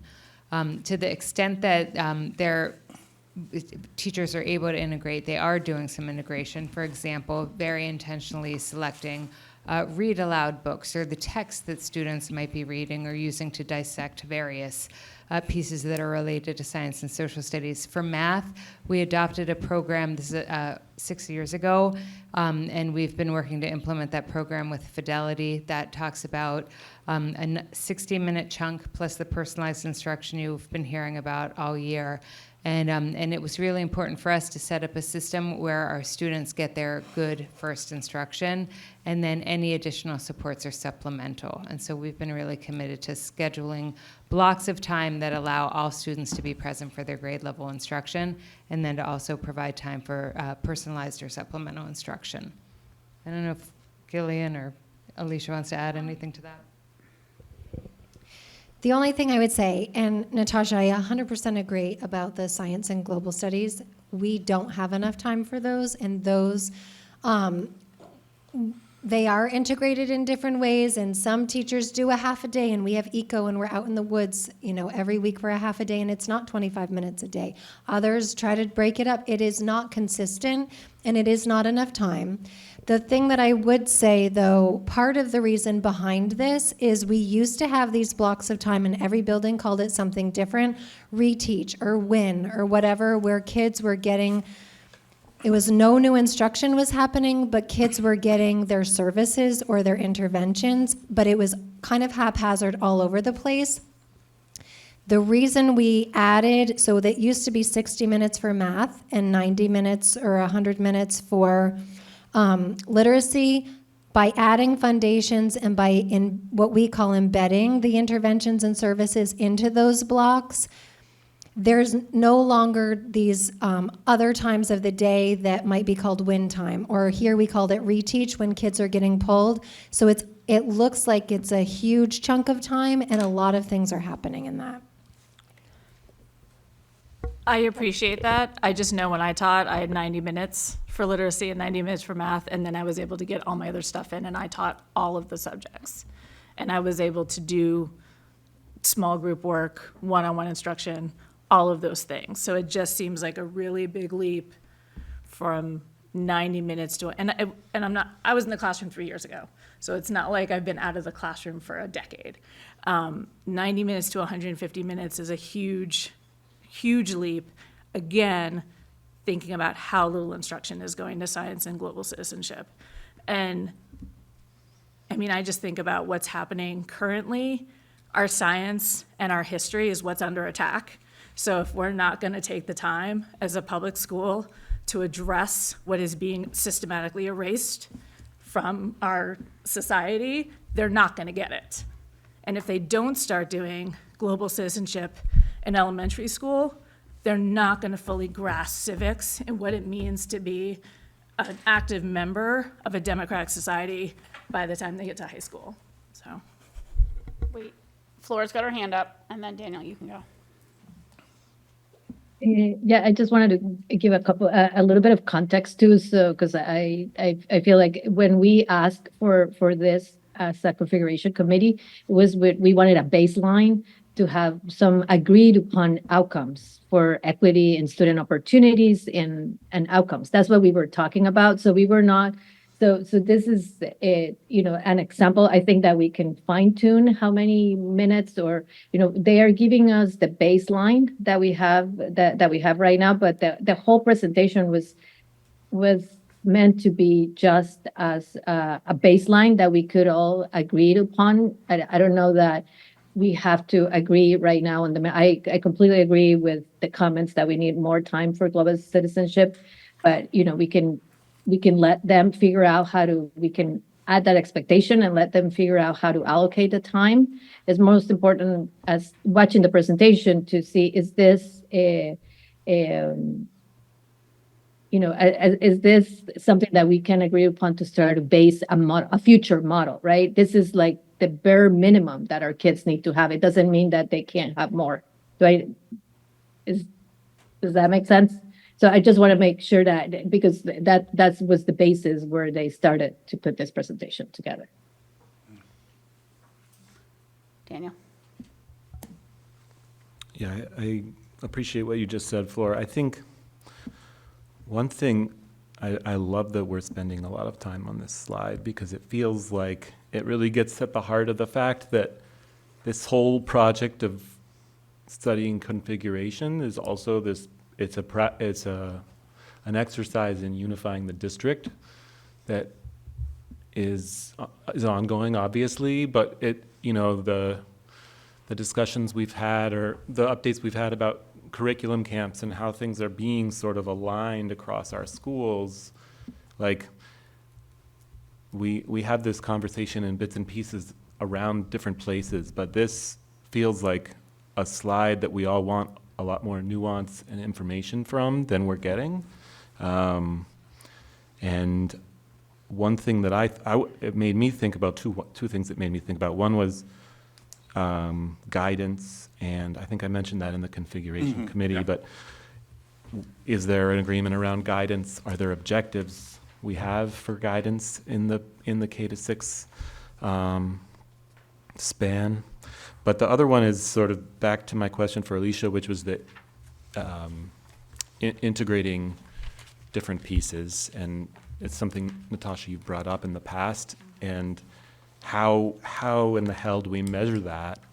And also, it's happening, so, you know, measuring is important, and understanding where these things overlap is important, and it made me think about the convening we had last spring that Keeley came to. I can't remember if any members of the leadership team came to, on farm-to-school practices and successes in the district, and it really was just celebrating the places that was popping up, because we don't do it nominally as a district, but all these people are just integrating it into their classrooms and their practices, and it was a really fun event because people realized there was a community of practice, or there could be a community of practice, and something similar could happen in all these different interdisciplinary areas. And also, it's way beyond the scope of this presentation, which I appreciate. So I think, Daniel, if you'll let me segue to a closure on this, I think that one of the things that we're going to also be able to talk to you about is what does our embedded professional development look like? We've been really working on that as a leadership team, which will show you how can we make change happen as well. So when we think about not only what does the schedule look like, but how do we get to the integrated curriculum? How do we bring in these other subject areas? How do we incorporate that in? I think that we can show you, here's how we can do it through our professional development, because that's what we've been working on. And that will again show you how are we allocating our time at the elementary level, at the middle and high school level, so that we can start to get a better picture of, okay, how are we doing this and what's important to us? Because I think one of the things that I hear loud and clear, not just from the board, but from the community, is there are some things that are very important to us that we're not allocating enough time to. And I would just go back to the constraint that we have is time. And so we've got to really just be clear on what do we want our time to be used for. And that's the kind of thing that we can come back to you with from the leadership team and show you, here's how we're allocating our time. Here's how we're prioritizing some of these things. Are we matching what the board and the community want? And that's, I think, a good discussion for us to have. And so I appreciate the feedback. I appreciate the time. And we'll keep working on it. So thank you. So now we're going to take a short break, and we're going to go on a building tour. I am willing to carry my laptop around so those of you online can see. You might have to just tolerate a bumpy ride. So We'll say 5-minute break. How long do we need for this? 10, 15? How long would everybody like? Let's do 10. 10. So I wanted to turn part of my update over to Becca because she's got a couple of things she would like to update everybody on. And then there was the question around the schedule as well. So,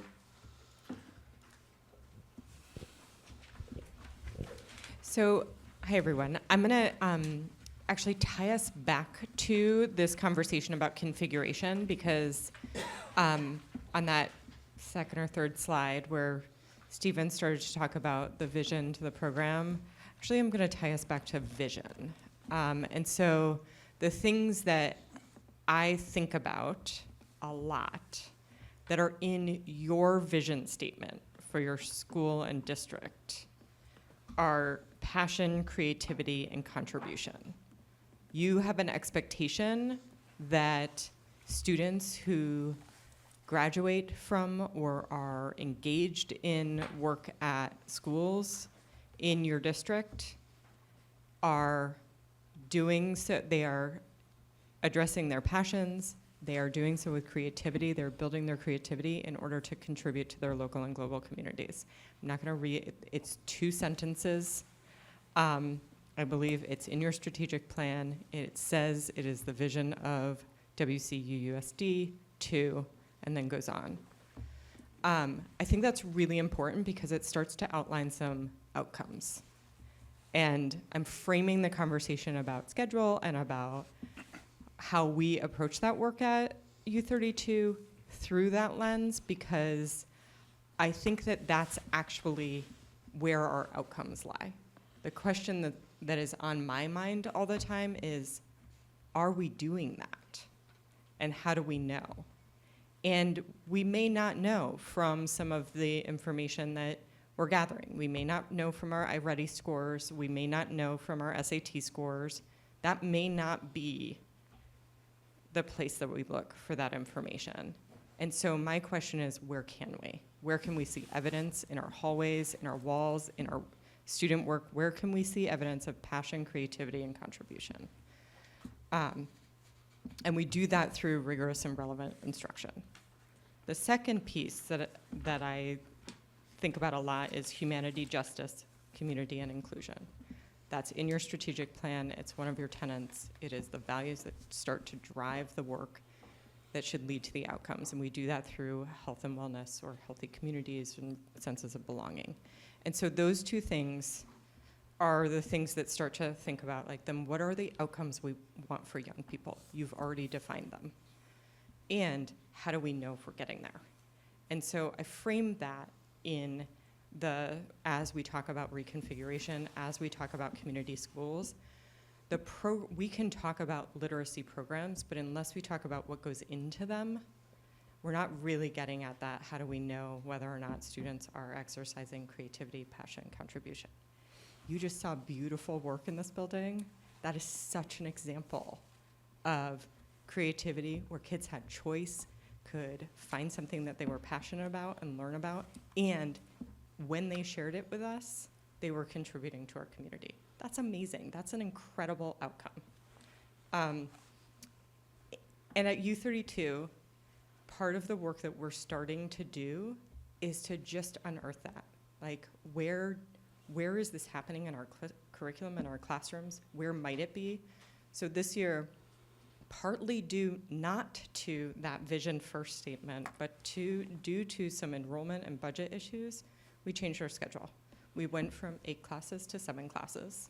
We did that so that we wouldn't have sort of those cuts in, the way it was described to me as like small pinpricks over time, that we were sort of like needling away, and that we could really tend to those pieces of how are we creating and constructing curriculum that allows for some of that kind of, for spaces for choice, for creativity and passion, and particularly around teaming. So we were noticing, you asked what the problem was, we were noticing that in our 9th and 10th grade in particular, some students were really struggling. They were struggling with behavior, they were struggling with like just wrapping around. And that makes a lot of sense coming out of COVID. We've been working with Joelle Van Lent. She actually, when I started to talk about like, this is what we're thinking in terms of teaming, she said, that makes a lot of sense. It makes a lot of sense to establish really strong 9th and 10th grade teams. Some of that had started to happen, but one of the barriers was actually that we were getting spread a little too thin. Our staffing wasn't keeping up with, like we were asked to cut staff, but then we weren't also saying we're gonna kind of like consolidate a little bit and do fewer things better. So instead that sort of spread things out. Does that kind of make sense? So we ended up with classrooms that had 2 students in them, or spaces where maybe we We have a lot of young people in our 8-class schedule, specifically in 9th grade, who weren't actually filling that schedule. Right? Some of that for great reasons, and sometimes because they ended up with a free band in the second semester, or our graduation requirements actually don't require us. There's never, when we put out our program of study, there's never a moment when we require students to take classes. So we made a decision to try and do a little of that truncating to get a 9th and 10th grade team really solidified so that there's sort of a looping model and that we could really focus our attention on a group of teachers who are paying attention to a 9th and 10th grade team the same way we did in middle school, because we've gotten a lot of feedback around that. At the same time, what that means is that we're starting to realize that we have to relook at our program of studies and really ask, like, how are our classes allowing students to meet those or demonstrate the vision? Demonstrate proficiency, but really demonstrate that bigger piece around our vision for them to, and that means that we're currently thinking a lot about, like, in our 11th and 12th grade in particular, do we start to say, maybe it makes sense to offer things every other year? That actually would expand our offerings, which I think is an interesting piece. Like, sometimes, right, when you offer something every year over and over again, kids have taken it. And then the next year, we're still offering the same things. So when we offer things every other year, we start to get a little bit more expansive in that. If we have some spaces where there might be some opportunities for integration, that's actually been a conversation I've been having a lot this week about where there are opportunities for us to create a little bit more space for arts integration, just to kind of build that out. When folks come with a really good idea that might be in branching out, are there opportunities to actually integrate it into curriculum? We've done that with our Nepal partnership around thinking about how do we make sure that anytime we're thinking about something that is sort of, again, exercising that idea of, like, community-based learning, place-based learning, however you term it, that we're really thinking about how does that fit into curriculum and how can we integrate it so that not just one student has access to it, it's not just considered a flexible pathway outside of it, outside of our programming, but how are we integrating those things in and when do we do that? So, so we chose to go to a 7-class schedule. The classes meet 4 days a week instead of 3. That actually also allows for some, especially in those academic support classes, for there to be sort of a 2 and 2 split, potentially. 3 is a really hard number to divide, mostly because, yeah, thanks, Patrick, I needed that affirmation. Yes, it is. And so I think 4 classes helps. We actually gain instructional time out of that, and research tells us that kind of that more regular space, regular meeting is can be helpful for young people. They're a little bit shorter. They're not 60 minutes. They're 50 minutes. But over the course of the week, students end up meeting 50 times 4 is 200 minutes out of the week as opposed to 180. It's a little late. And our academic support classes fit into that model. We use the same model in middle school. No matter what, there are questions around equitable access to electives. We have lots of spaces in our in student schedules, but it also has pushed us a little bit to say we need to start to talk about 4-year planning. We need to start to make it really much easier to understand how like the journey of a student through our system. And again, I'm going to go back to, and you all as a community have defined outcomes for us. I think our next step is really to track how are we doing that? How are we doing on those?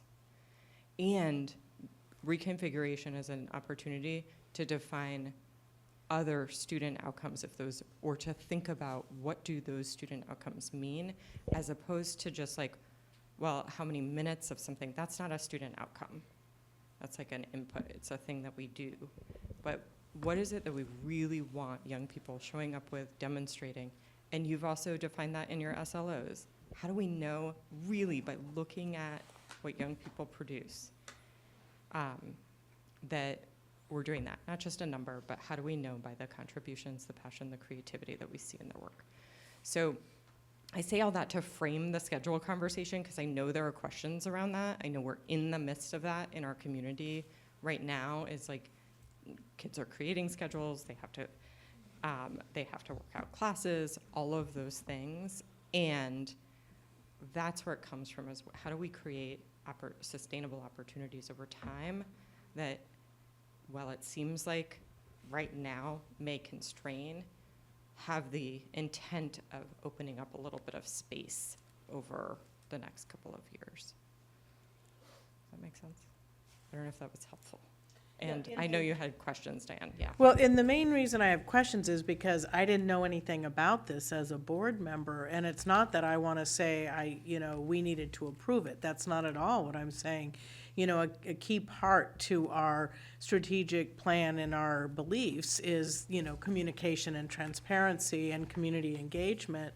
And the first way I had heard of this was through some families. And in order to be able to explain it, you explained it very well. It makes perfect sense. And again, just because I have questions doesn't mean that I'm questioning that you should be doing it or anything. It just surprised me that there was, even in the COLT reports and that, I didn't see anything that even hinted at it. And so I was just surprised by it, and I was wondering why the conversation hadn't at least been shared through the COLT report or in some way, so that when a family, we always say that there's, the person had explained how they had reached out as well.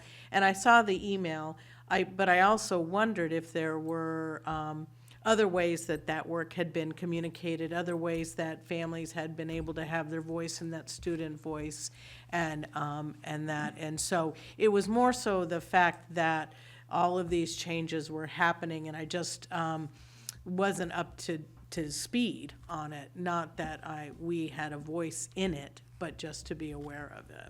Yeah, I appreciate that, and I think that is something that, like, as we were doing budget, as I was new, as all those things were happening, Stephen and I were talking a lot about this, and I was checking in with him, but you're absolutely right. Like, checking in with community and checking in with students is the space that we're going to. And the student council and I have had some conversations about that moving forward, and what does it look like when we are making change? What's the decision-making matrix? So that means, like, where is input, and where is it just, like, we're gathering input, but we're going to make a decision? How can we be clear about what that decision is, rather than sort of like, I had a feeling that this had sort of been coming, and it was time to make that sort of shift. And absolutely, like, I've learned a lot over the past 6 months about where and how to make sure that that communication happens. Well, and I want to own that as well. Like, I think making sure that how do we communicate change, and when do we communicate it? I agree, and that's something that the board, we can talk about that as part of my evaluation as well, is that's some of the things that I need to make sure that the board is aware of. I don't want you to think that, it's not just they didn't communicate it, that was on me as well. So I should. You mentioned student voice, and I'm just curious, just because I've had conversations with a handful of students, all of which were not super pleased about the change in scheduling, mainly because they actually don't have access to electives, which they're really frustrated about. So I'm curious in terms of what kind of student voice was used to help inform the decision to change? Because I also asked, I was like, do you know why they changed? And almost all of them were like, no idea. Like, we just got this new schedule. And then is there, like, how can we get student voice, like, at the end of next year to hear from students? Like, was this a change that worked for you? Was it, did it not work for you? What didn't work? And my other piece is, I just think about, again, and I've only talked to a handful of students, and they're a specific set of students, but when they're talking about their schedules, they're doubling up in certain subjects, they're talking about, their AP tracks, it's like their focus is so narrow. And I've had conversations about, I really enjoyed this, but because I'm not gonna get credit for graduation, I'm not gonna continue doing it, because it doesn't count. And so going back to how you kind of started with passion and all of those things, conversations I'm having, again, small group of kids, I'm not hearing that. What I'm hearing is there is this very narrow focus on this is what it looks like to succeed as a student at the school, and it's all academic based and what it's gonna look like on my resume to get me into college. Not about how can I experience these different opportunities, try different things, have the ability to do that. And I know it happens, like I've been to the pilot presentations. There are clearly students doing amazing things, following their passion, but I'm just concerned that I've had so many conversations where it's been, this focus is these classes, AP track, don't worry, you don't have time for electives. That's where we're headed. And that's not really a question, that's just sort of a. I appreciate that. It is something that, so the department facilitators and I have started this conversation around transferable skills. This is generally where that shows up. Mm-hmm. So there are classes within the kind of this sort of umbrella of flexible pathways, umbrella of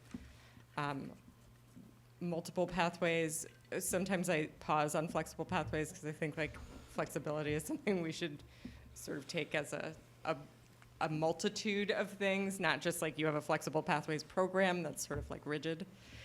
But I digress. But when transferable skills are perceived as not counting, that has become problematic in our system. And so we're now at the point where we have some proficiency-based work that has been done, and this question around transferable skills has come up pretty repeatedly, in that it is actually in our graduation requirements.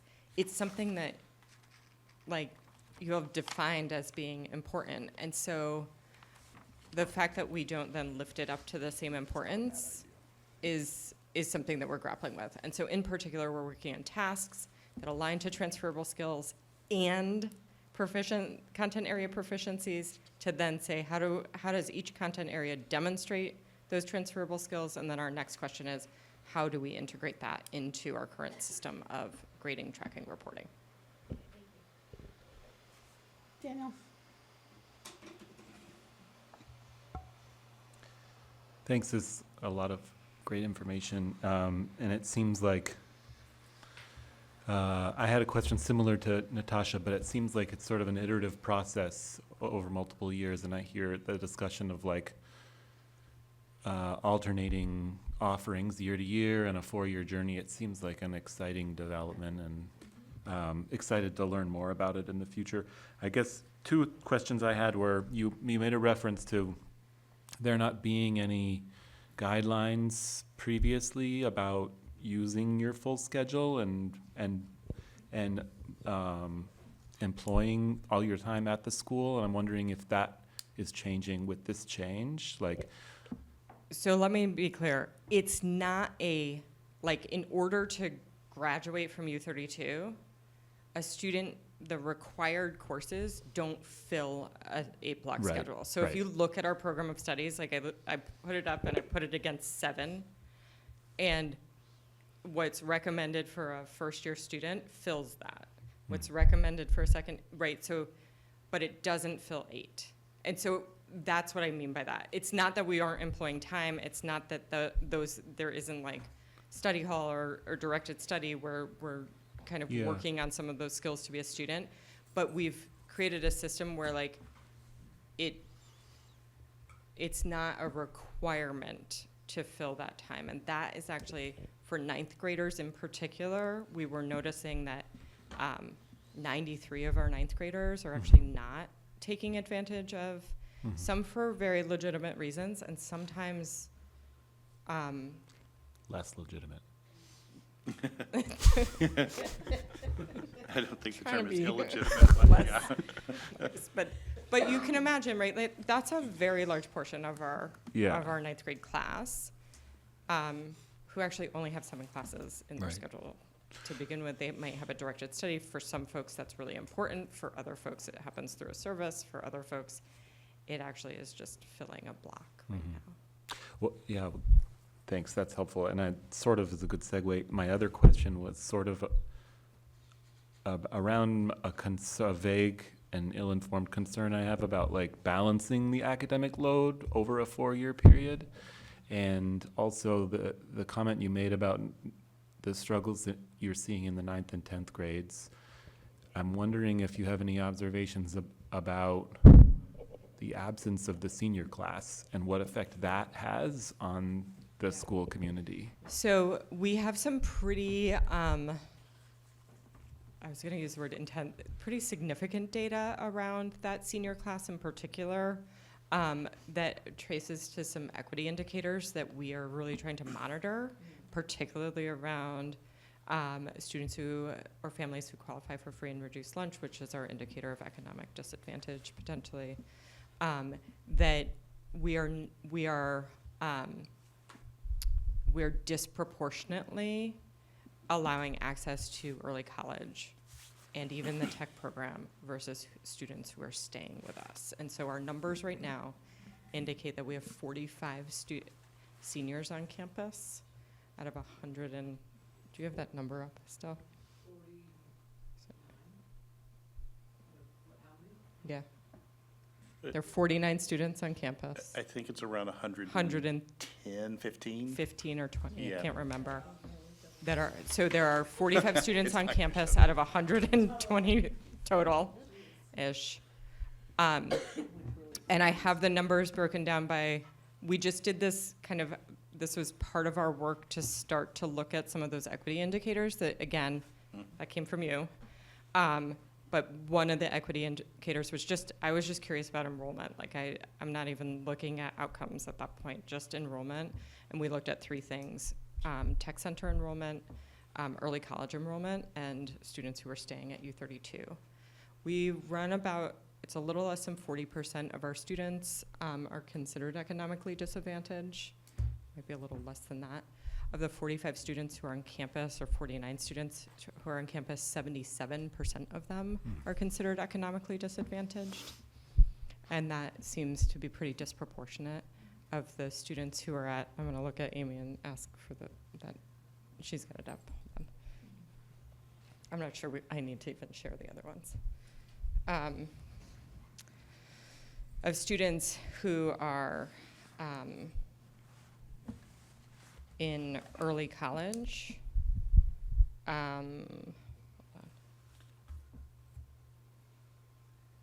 16% are considered economically disadvantaged. That's what it looks like right now, and 49% of students in the tech center who are seniors.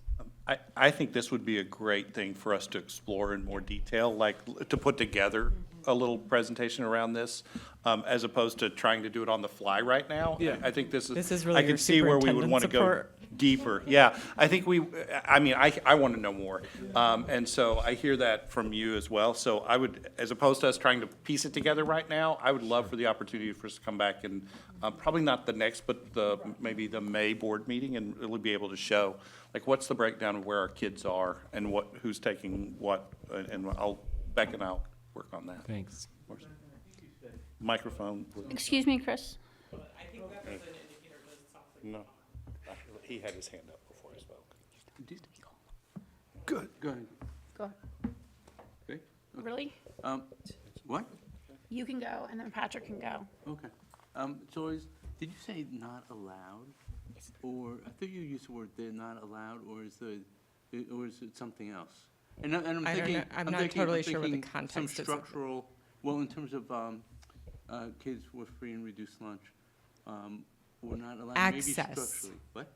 Access, so Not allowed equitable access is what we talked about in the slide. So Okay. when we see disproportionality, it can indicate inequitable access. Okay, and I wasn't thinking permission. I was just thinking barriers to enabling Yes, access. right, I wasn't thinking exactly. permission. So what, is there a sense as to what those barriers are, whether it's transportation, other things, other responsibilities, or is there a sense as to what those barriers are? So right now, all we are doing is uncovering Yeah. where we're seeing disproportionality. Okay. So we can bring that. about that during ed quality too. So my questions for you, Stephen, is for this, when we do talk about this in earnest, I'd be curious to know what the expectations were when we started sending kids to other places. What was the expectation of its impact on folks that would stay here, and Kind of the historical of what early college and Yeah. tech center and all that. to see if we're hitting that, or if it's strayed or something. Just as a follow-up to that, I'm curious about, like, it was legislation, correct? That Yes. created early college. I'm curious Correct. about what their intents were, and some are self-evident, but I think it's interesting to think about whether they considered the consequences Yep. and the downstream effects. And go ahead. So I was also going to point out that when we gave you our report on post-educational outcomes at the beginning of the year, the post-secondary outcomes, we discussed the impact that that early college is having on our school system, and that there are a lot of things, even our students pointed out, there are extra costs in going to early college. You have to have a car, you have to be able to drive there, you have to buy the books. So those are definitely barriers, and, Yeah. right, like things that are not covered necessarily by what legislation has decided is covered. So those are definitely barriers for our students. And the same probably goes for tech. Well, we offer busing, so I'm gonna take transportation out of that. And the only thing I would ask is when you do your presentation on it, can you give us the projections of what you're looking at for next year for kids who might be going to early college or the tech center as well? And how that affects the numbers? Great. Well, I'm running out of paper. No, it's good. Becca, thank you. I really appreciate it. But you also want to tell us something about community schools? This is a quick, fun announcement. It's not intending to take this much time. So just really quickly, really exciting, on Tuesday, Rebecca Dezan, who goes by Beck, she was hired as our community schools coordinator. We also got word that the braided funding with UVM for the next 2 years is becoming more of a reality, and so we're working on that budget moving forward. But that she has really hit the ground running in just kind of like getting a sense of kind of what could this work be, and where does she want to sort of start to kind of listen and learn, and we'll be here in 2 weeks. Yeah, we're going to add to the COLT report, the community Okay. schools report, so that we can get that information to us. I think that, now that we have somebody in that role. And just so you understand, the reason the board didn't see that nomination is because it's a non-certified position, so it doesn't come to the board. But we're going to bring her here anyway, so you can meet her, and we can have that report added to COLT, so. Thank you, Becca. I know it's a lot. We've thrown a lot of information at you, so I'm going to throw a little bit more. I hope that everybody's paying attention to the legislation and what's happening, but I just want to give just a quick what's happening. The House Education Committee approved and passed on House H-454. This is there's a long name for it. But this is the bill, H-454 is the bill that is moving forward, the changes to school districts. They have called for a study group that is to be created to see where district lines should be drawn. They've also included information about class sizes, expectations, school construction, and some of the configuration of the state school board. That's a really rough outline. In your VSBA report on Tuesdays, there's a really good breakdown of all of these things. The Senate does not have the same bill. They have a very different bill that is calling for, I think it's 9 districts, so the lines are there, and it doesn't have much language at all around any of the other issues, so it doesn't cover school construction, class sizes, or anything like that. So we're not sure where that's going to go. But I do want to point out what the governor said about it. If you didn't catch this quote, and this is for all the community, I'm sure that most of the people that are online are up on this, but Governor Scott stated, I want to be upfront with legislators, in this quote, I will not support adjourning this session without a bill to transition to a new funding system, establish a new governance structure that unlocks transformation and includes a specific implementation timeline. All these steps are necessary to improve equity, maximize efficiency, achieve educational excellence, and be cost-effective for taxpayers. That's the governor's quote, just so we're clear. And I would just say that, so you know what's happening with the bill? The House bill is now in Ways and Means for the finance part of it. And so they are having their conversations now about what does this mean around a foundation formula and all of those things. This is all to say that there's no way in the time period that I'm here am I going to give you an update, but this is the rubber's hitting the road now. So you, if you have questions or something comes up, you can direct those to me. I'll try to get you resources. There's a variety of places that we can get those. Patrick? Just a question about the school construction. Is it a thumbs up or a thumbs down on school construction, or what's the? It's more of a thumb sideways is the way I think I would describe it, is they're trying to define like how would they incentivize some of the things within the bill through school construction. So, Okay. And this is the discussion I heard. I just have to say I haven't read every part of the bill on this, but part of the discussion was how do we incentivize if somebody is building something that they are not building a small school, if we were going to build a middle school, that it was a large enough middle school to meet what we see as the proper class size. There's not a lot of language around school size outside of that, though, and that's a different conversation, I'm sure. So it's just kind of just to keep you aware of what's happening and where the bills are sitting right now, and just wanted to make sure that you knew that. Next up is a policy committee update. Chris, are you giving us that? I am, but we don't have any. Use your microphone, please. We had our reconstitution meeting today, and I think it went pretty well. We'll have policies for you to consider our next go-round at our next meeting. Nothing you. today, though. Next up, we're going to talk board operations, and it's the 25-26 school calendar in an informational way.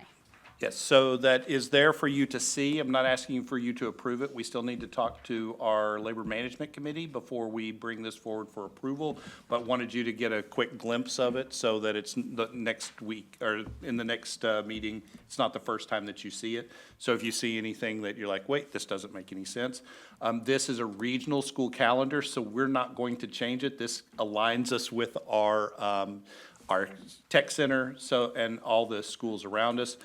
This also, just as an FYI, the superintendents across the state really worked to align some of the spring break vacation, and there was one other, start date was another that we really worked hard across the state to align, February, April, and start date, those breaks. So just gives you a quick look at that.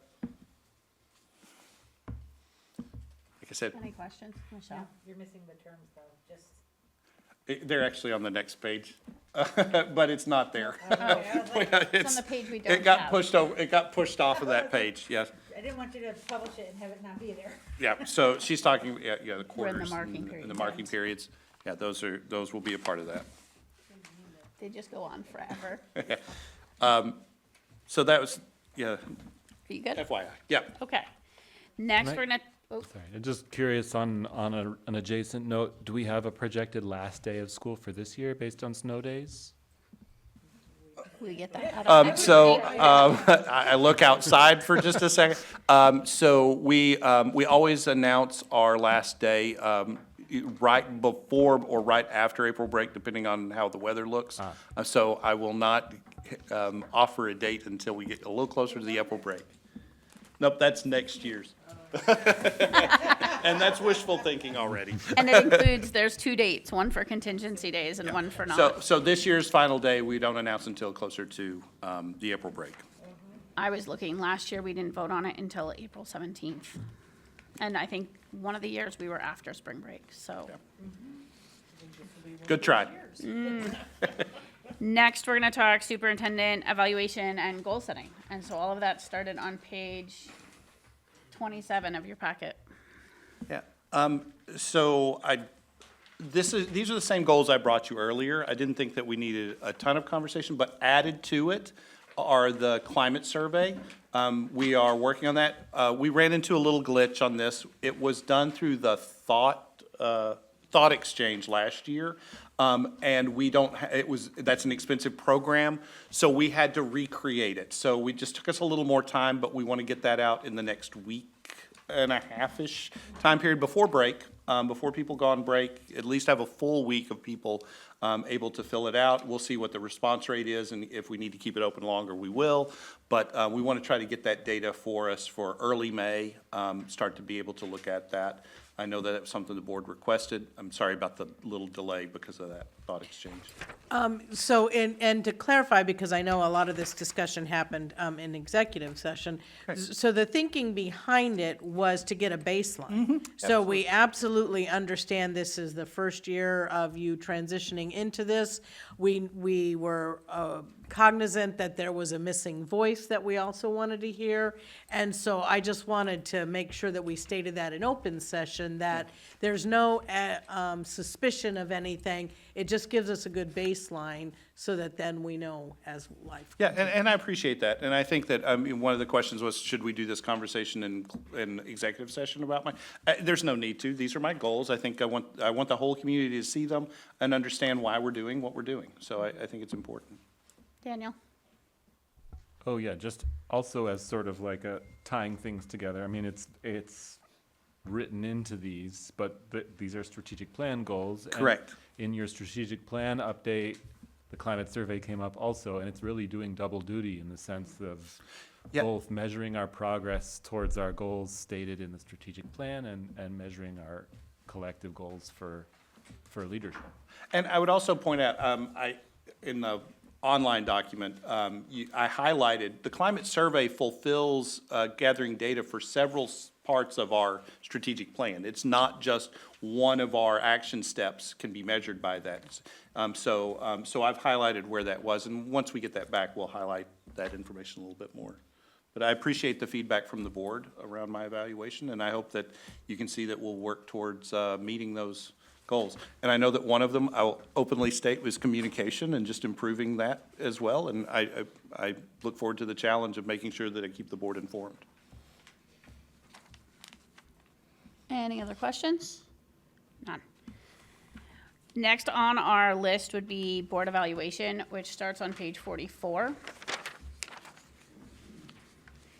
Floor had some, I'm scrolling, sorry. Floor has some questions, guiding questions for us. Hi, everybody. Can you hear me okay? Yes. So hopefully you guys had a chance to review the suggested areas. Before we get started with this, I just had one thing to share with the board as far as superintendent evaluation. Stephen and I are going to meet and sign. The chair and the superintendent always signed the evaluation, which we shared with you guys at the executive session. There's a couple of goals in there, Stephen, that are aligned with the ones that you just share, and those are part of the evaluation. Once that document is signed, it goes into his file, just for new board members that are not familiar with the process. That concludes our process. And then at the following meeting, we would also have for the board to be aware of what the calendar for next year is, for this coming year for his evaluation. So we're all have that in motion. As far as the board evaluation, thank you for everybody that felt we didn't get 100% from the board members. We got one of our student representatives to also fill out the survey. I wanted to start with I included a link of the raw data for anybody that was interested on looking at the raw data. So I was just going to start with I put some themes there that emerged that were also aligned with the questions that were asked. Is there something missing there, or did you have questions from the data, the raw data that you saw and maybe felt that there were some themes missing. The approach that I took was like, I looked at the raw data, then try to identify, analyze the questions again, then look at repeated, there were not a lot of, you guys saw that, there were some comments, not a lot of comments, but I copy pasted some of the comments that I thought were most important that align with more of what the answers were.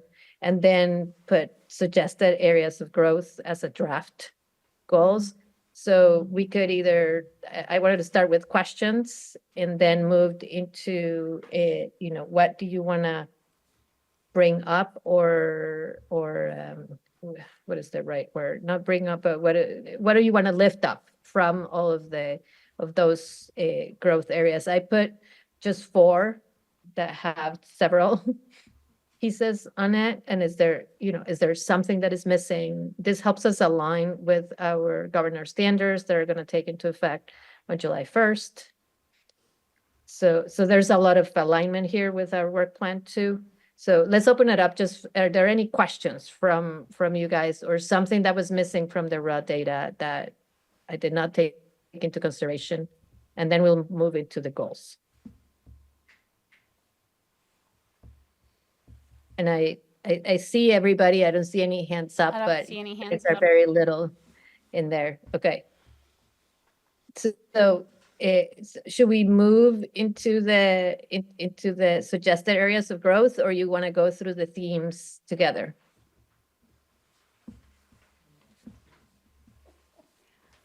Then let's go into, I'm hearing some no, let's not go through the themes together. Okay, Hopefully okay, everybody I had a couldn't hear chance to look at them before the meeting. Okay.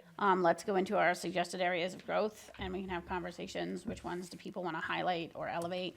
Or elevate? Yeah. So number 1 was, enhanced board superintendent collaboration. There was a lot of that does that sound like something that we want to continue to work on? Stephen added to his evaluation too. Thumbs up or, yeah? Okay. Patrick had a question, I believe. Can I interrupt Okay, you for go that? ahead, Patrick. I was just, I was wanting to elevate number 2, so good timing. I think the communication and board norms, I think that we need to make an effort. I agree with this point, that we should make an effort to focus on, I think the way you put it here, Flora, is solutions-focused discussions. Yes. Especially in moments of disagreement. I think that the suggestion here of some additional training is a good one, but I also would ask that the chair would keep us honest. And when we stray from solutions-focused discussions, that we're called out for that, and that person there's an excuse me, please focus on the issue, or there's an excuse me, please reframe your question in a constructive manner or something, so that we are reminded in the middle of our conversations of the norms that we agreed to. Okay, that sounds good. And I would add to that, Patrick, that I have found with my experience in the board in the last few years, that is always good to have others sort of help keep each other accountable, right? Because it's just like we keep each other accountable, because otherwise it feels like I'm trying to be the dictator, like not for all of you. But so when we keep, and that's how I work with the VSBA board too, we keep each other accountable. And I know that the leadership team also works in that way.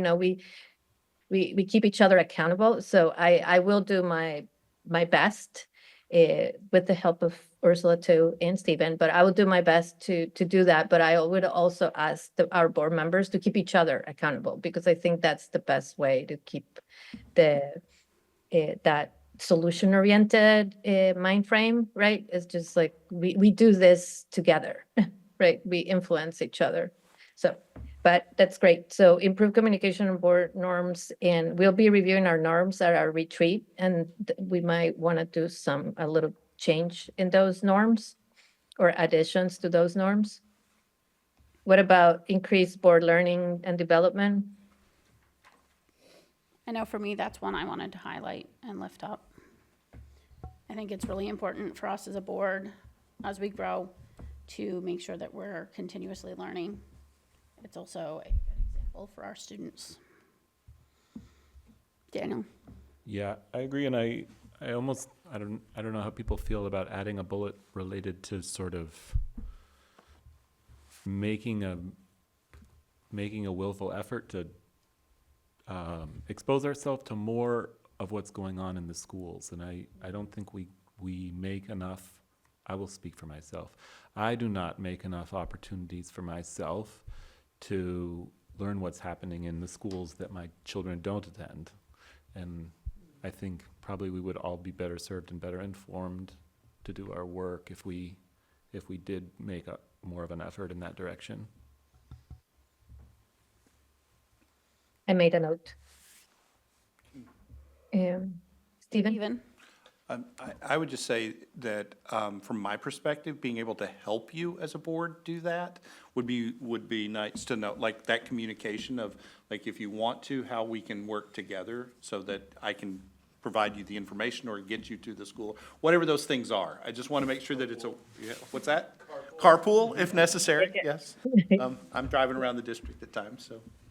Yeah, and what I was thinking is that we have I just made a note for now, but we had a process in a sheet that so that we're intentional when we're doing that, and then we would plan with you, and Jen and I had worked on a sheet a long time ago that we haven't used. So we can definitely find I agree with you, Stephen, find a process where it's constructive and not disruptive, and that is intentional, so that we get the data that we need when we do the visit too. Remember that, yeah. Is that good? Okay.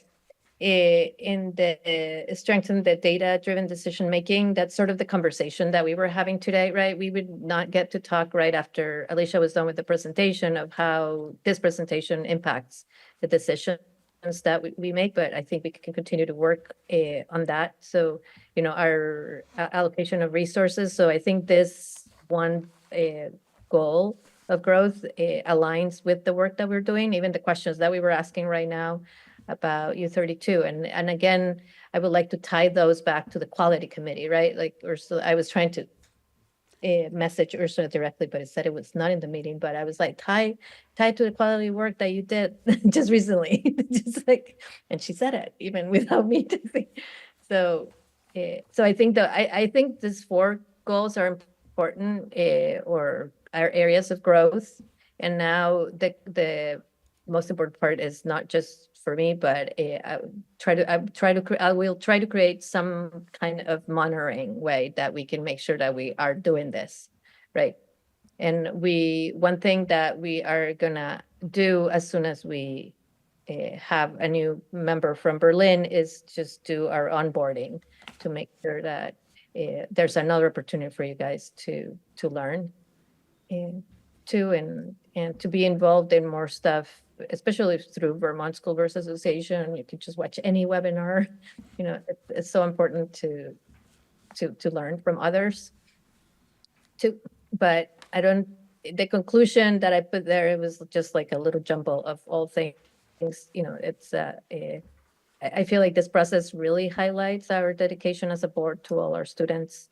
And again, it will help us to continue to align ourselves with the board governance standards that will take to effect on July 1st, assuming the legislature is not going to change that. But and then we will continue this work through our board retreat this summer, so that we can make sure that we stay focused and have a clear path of how do we grow together.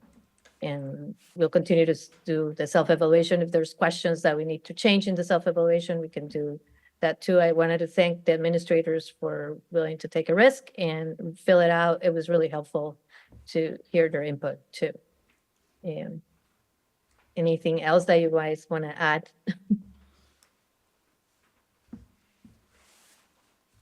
I don't see any hands up. Okay, Ursula, back to you, because I don't have a clear sense of the room from here. Okay, I get to jump into the easy part of the rest of the meeting. So we're skipping over 6 because we removed that during the beginning of the meeting. And jumping to 7, consent agenda. So I need a motion to approve the minutes from March 19th. So moved. Patrick? Second by Zach. One correction. I was left off the attendees. Lisa, if you could then. I had to read through them to make sure I really was. With that correction, all those in favor, please say aye. Aye. All those opposed? All those abstaining? No abstentions? No objections? It passes. And then, future agenda items, advocating as a board. Are there any others that anybody needs to add, wants to add? Patrick, you look like you wanted to talk. Do we add, we have to officially add the one that we came up with about the seniors and enrollments? No. Okay. No, that'll come up during. That'll come from us as a report. I got some notes. Can I just ask, do we want to give any more detail to this advocating as a board? Like, it's a vague thing. And one thing that occurs to me is probably we were thinking about the current education reform package on the table, but that discussion of early college, I think, could potentially, depending on where our conversations with that land, I could see us advocating for like a little bit more statewide inquiry into the effects of early college. But I'm sure others have thoughts about what advocacy might look like, and I didn't know if we wanted to establish some parameters around what this Maybe that agenda could item would look be like. what the next agenda item, I mean, we can either put it to the steering committee to add or to flush it out, or we could have a discussion action item where we flesh out what are some of the things that we want to advocate on and how, and then I'll put a plug for VSBA resolutions. Oh, yeah. Diane? I do wonder if the Colt report could, so the federal impacts, so where are the funding cuts, where are the DEI cuts, where are the restrictions that are coming down, what are those impacts? And so we're just wondering if part of the Colt report would reflect that, so that then we know. The VSBA just put that out in their last update. Yeah. So you know. Yeah, yes, yeah. Can you turn your mic on? VSBA just put that out in their last update. They actually did a bulleted, like, what the impacts of dismantling Department of Ed has on what's happening in our state. But I just wondered too, because I know in my position where it's a hot topic, constantly changing, and just wondering, keeping the board abreast of that. So it's mostly around the financials, and so we'll make sure that if there's any changes, we'll keep you updated. Floor has her hand up.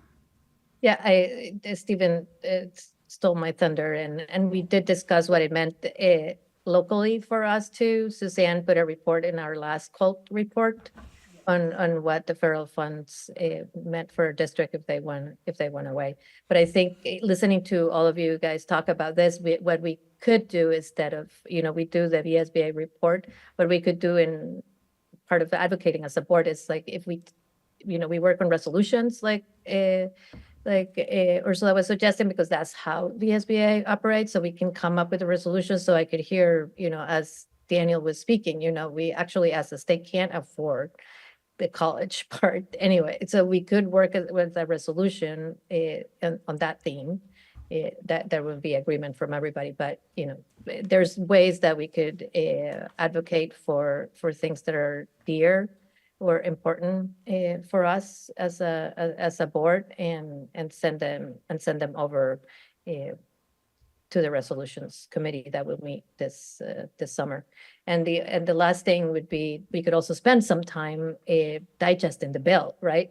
We could spend some time like talking more about the particulars on the bill, or once the bill is right now really, like Stephen said, in the Ways and Means committee, we could spend some time once they come up, give us some data. They don't have some data, or testifying there tomorrow, but they haven't really given us any actual numbers or data. So there's very little to give them input on.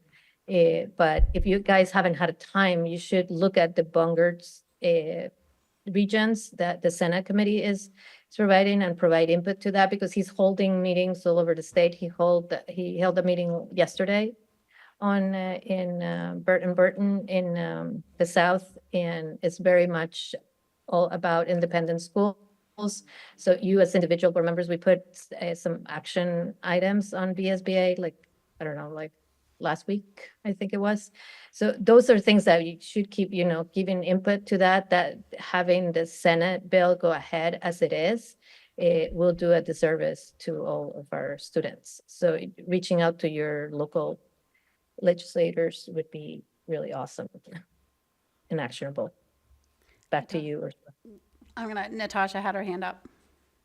Yeah, I mean, I was one of the people who wanted to put this on as an agenda item, and it's been a future agenda item for, I feel like, many months now, and we haven't actually done anything with it. And for me, it's beyond just advocating through VSBA, because as I've stated in previous times, I don't agree with everything VSBA puts forward. And so I think part of the conversation needs to be, how can we advocate if we as a board don't necessarily agree with what VSBA is, what they're saying at the State House in response to legislation. And also, I mean, I know that we all have the right to advocate as individuals, but I think just sort of having that conversation and just, kind of, as you were saying, providing some, kind of clarity and I guess guidelines around what that looks like, because I don't put it past Governor Scott to try and shut down state government if he doesn't get what he wants. And so I think it's really important for us to be a part of this conversation. I think it's imperative for us to be a part of this conversation. I don't think we can stay out of it. And so I don't think we can keep putting it off as a future agenda item. Yeah. Like, we need to be engaged now. So then I think we need to ask the steering committee to look at this and to actively put it into our discussion action items in a very soon meeting. Daniel had his up, and then you. Yeah, I agree, and I would make maybe a suggestion if you could solicit from the board by email if we have any specific things we want added to that discussion. But I think the steering committee is best equipped to figure out how to frame the conversation.